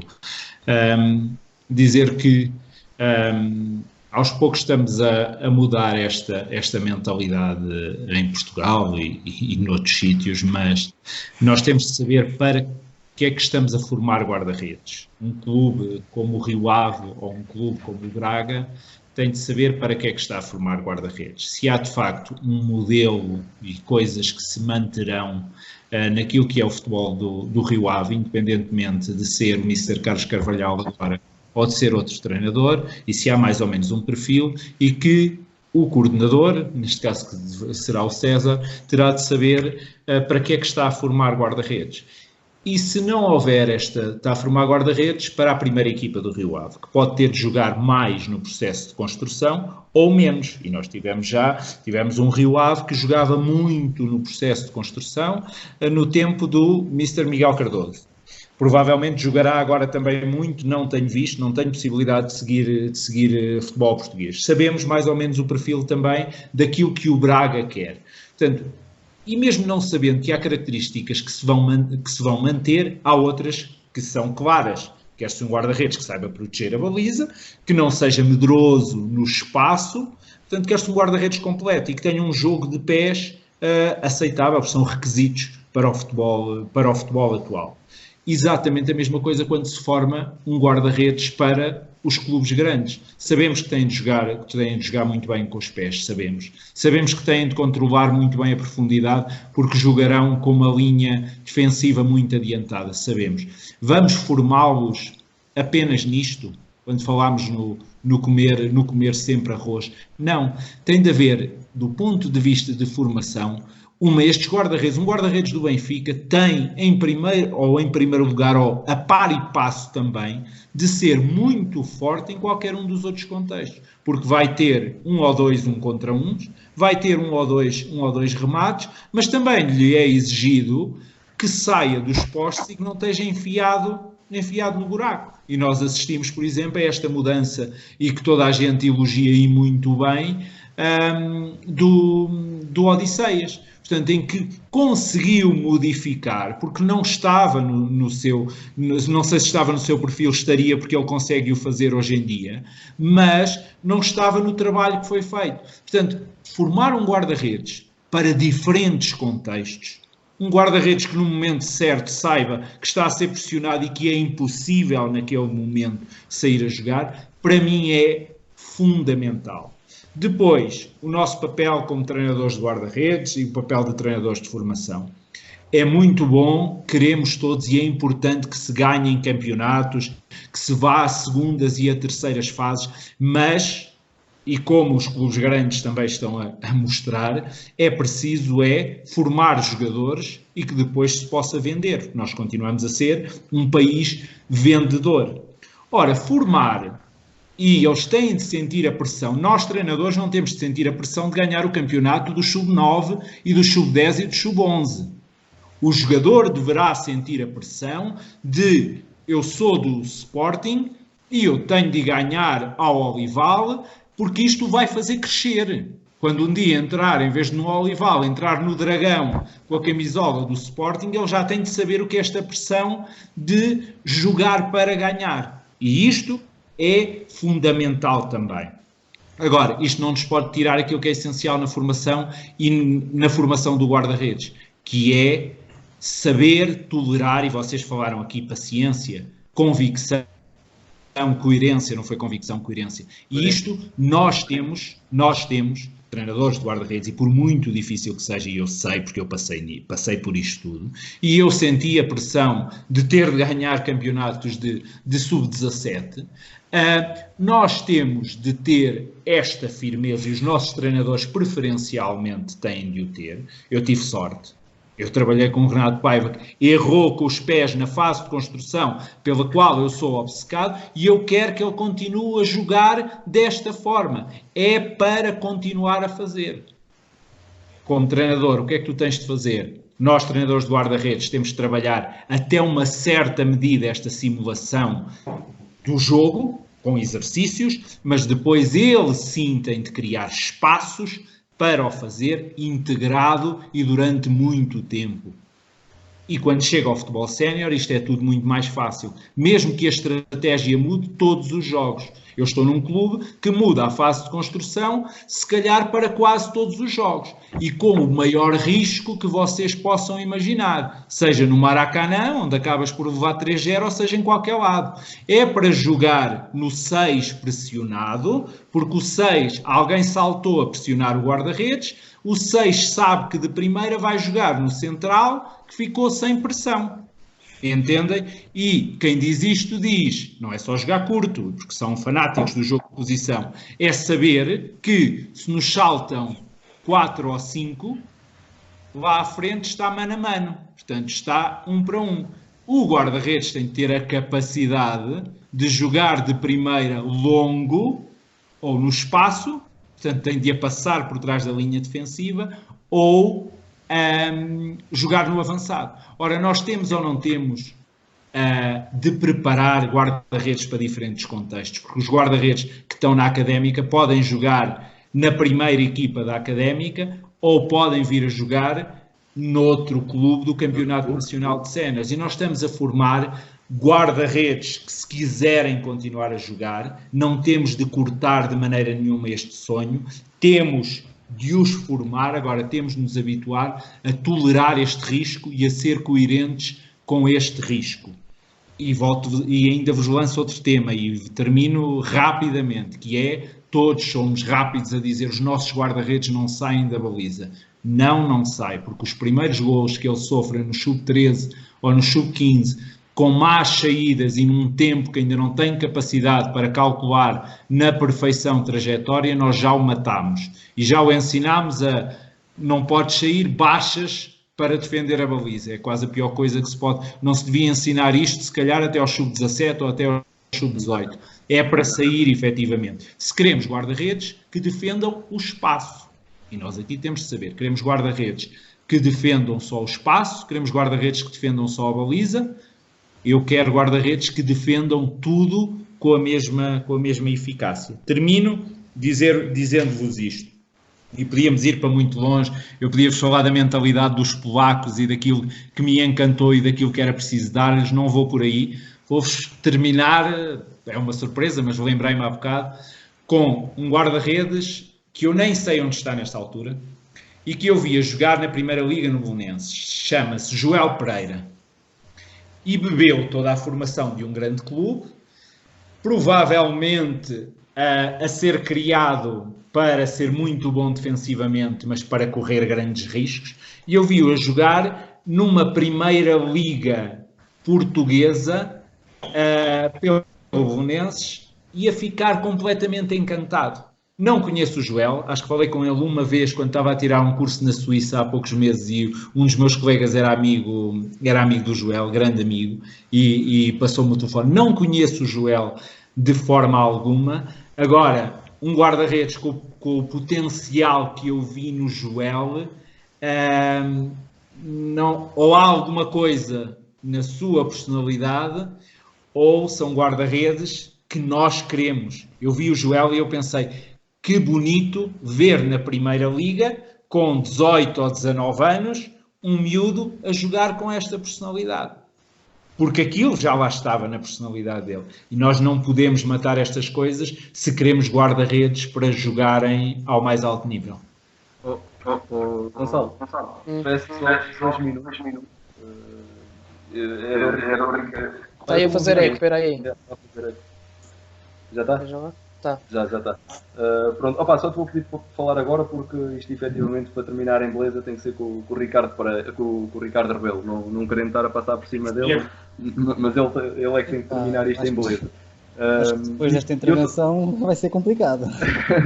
E eu só queria aqui falar uma coisa, porque eu há pouco estava a falar daquilo que eram as etapas de formação, do meu ponto de vista, e essas etapas, aquilo que muda de uma para a outra, repetindo o termo para que elas não comam sempre arroz, não é só os conteúdos ou a forma metodológica como nós vamos fazendo. É esta própria intervenção do treinador. Eu só queria pegar naquilo que o Ricardo disse, que se calhar nestas etapas que eu falei aqui, da recriação exploratória fundamental e da experimentação refletida, que são as duas primeiras etapas que nós consideramos no modelo, são as etapas ideais para que, por exemplo, nos momentos de controle de profundidade e nos momentos de cruzamentos, nós dizermos a eles, a todo momento, sai, não tenhas problemas, vai àquela bola, vai buscar aquela bola, porque é aquilo que ele estava a dizer. E não querendo estar a repetir o que ele disse, se nós estamos a meter na cabeça dele que o melhor é ele ficar na baliza para defender depois, não vai ser depois com 17 ou 18 anos ou 19, ou seja o que for, que podemos mudar, na vida não é impossível, não é? Mas que vai ser mais difícil. E se nós desde cedo começarmos com esta questão, a incentivá-los a sair, quer no cruzamento, quer no controle da profundidade, a ter esta agressividade, depois se calhar nós chegamos aqui aos iniciados, aos juvenis e aos júniores e já começamos a ajustar isto aqui com mais pormenor, como e quando é que nós vamos sair e como e quando é que nós vamos defender a baliza, já estamos a ajudá-los, mais uma vez, a ir de encontro àquilo que o Ricardo estava a falar, que era a ser um guarda-redes completo, a ser um guarda-redes que conhece o jogo e a sua posição. E para terminar, e não perdendo mais tempo, só queria reforçar e renovar, Gonçalo, os parabéns para ti por esta iniciativa. Acho que ficou aqui, embora isto tenham sido só 20 minutinhos de conversa aqui entre todos, mas acho que foram uns 20 minutinhos bem proveitosos. E agradecer-te por me teres convidado a mim para estar e a todos, o Igor, o Ricardo Rebelo e o Ricardo Pereira, por esta partilha incrível que nós tivemos aqui. Obrigado pelas palavras, Eduardo. E só, para terminar literalmente isto, professor Ricardo, tarefa ingrata. Duas notas. Uma, fazendo aqui a ligação entre um aspecto que o Ricardo referiu e que o Eduardo também referiu, pegando o exemplo dos cruzamentos e das saídas. Se pensarmos num movimento de saída, um cruzamento que é altamente complexo, que envolve leitura da trajetória, da velocidade da bola, da sua rotação, no pensar a distância, ou prever a distância em que a bola vai cair, prever um ponto de interseção entre aquilo que eu perspectivo que seja a minha capacidade de deslocamento, impulsão vertical e até a ação técnica do agarrar a bola no ar. Portanto, isto é altamente complexo do ponto de vista de coordenação dos vários segmentos, dos vários elementos. É um movimento altamente complexo. Portanto, estar aqui pegando nas etapas propostas pelo Eduardo, é importante nós irmos a outras modalidades, ter essa curiosidade, ir ver o que é que eles fazem. Tenho visto agora muitos vídeos sobre a formação do voleibol e como é que eles trabalham a capacidade de percepção, de interseção da bola, da impulsão vertical, E achei, epá, isto tem aqui muito a ver e acho que é um ponto de curiosidade muito, muito interessante para ir pegar. Outra modalidade altamente rica é o atletismo e quando eu há bocado falava no comer arroz, é precisamente isto, é que se pensarmos na formação que começa aos 5, 6 anos e é tudo, jogos reduzidos, ações técnico-táticas, epá, estamos a perder muito do repertório motor. Aquilo que antigamente que se ganhava na rua, hoje deposita-se as crianças nos centros de treino e espera-se que resolvam os problemas motores das crianças. Isso não vai acontecer. Ainda para mais, se tivermos uma perspectiva só direcionada para o futebol ou só para uma modalidade. Portanto, reforçar a importância das etapas iniciais da formação. E depois, para finalizar, esta coisa dos académicos e dos treinadores, do homem da bola e do professor, essa história sempre me fez uma confusão tremenda. Por várias razões. E eu felizmente tenho a felicidade de ter vestido os dois equipamentos. E o essencial é que cada elemento envolvido no processo tenha a curiosidade para compreender os fenómenos. E o mestre Vital tem uma capacidade brilhante de reconhecer as necessidades dos seus atletas, das suas necessidades e reconhecer a competência para encontrar as respostas em determinada pessoa. E todos os anos em que ele chega a apoiar, por exemplo, e traz uma nova pessoa, nós sabemos o sucesso que vai por trás ali daquela estrutura do Braga, onde se vai rodeando de pessoas altamente competentes e é preciso alguém com uma inteligência brilhante para reconhecer há aqui um problema de ordem psicológica. Eu não sou psicólogo, mas preciso de alguém para me resolver isto. Há aqui um problema que pode estar associado a uma alimentação deficitária, preciso de um nutricionista para me resolver isto. Mas se nós não conseguimos identificar o problema, não vamos ter a melhor capacidade de o resolver. Nesse sentido, esta coisa da teoria e da prática, só para fechar, eu questiono o que é a prática se não uma operacionalização conceptual. Cada um tem o seu conceito de jogo, de treino, vai operacionalizá-lo na prática. E o que é uma teoria? Se não uma reflexão empírica ou uma conceptualização operacional. Portanto, as duas coisas estão ligadas. Falamos numa linguagem muitas vezes diferente, perguntas diferentes, ainda andamos aqui um bocado desencontrados e era importante decididamente tentar compreender as necessidades de um e do outro e dar resposta. Finalmente, Gonçalo, espetáculo, obrigado por estes 22 minutos. Aos restantes elementos, é sempre um prazer partilhar qualquer tipo de conversa convosco, seja em que circunstância for. E parabéns uma vez mais e obrigado por esta oportunidade. E não é que terminou mesmo com chave de ouro. Obrigado a todos. Não foram 22, foram 25 minutos. Estes 25 minutos foram muito bons. Lá está, para acabar aquelas pessoas que nos irão ouvir em casa. Vão estar certamente com o caderno à frente e com a caneta apontada a retirar tudo o que vocês fizeram ao longo destes 25 minutos, agora 26. Muito obrigado a todos e tenho mesmo de terminar desta forma o podcast, que foi muito enriquecedor. Acho que se tirou aqui muito proveito deste tema e ficou bem explanado, tanto na teoria como na prática, sendo que as duas, como o professor Ricardo também disse, relacionam-se intimamente. Muito obrigado a todos e até uma próxima.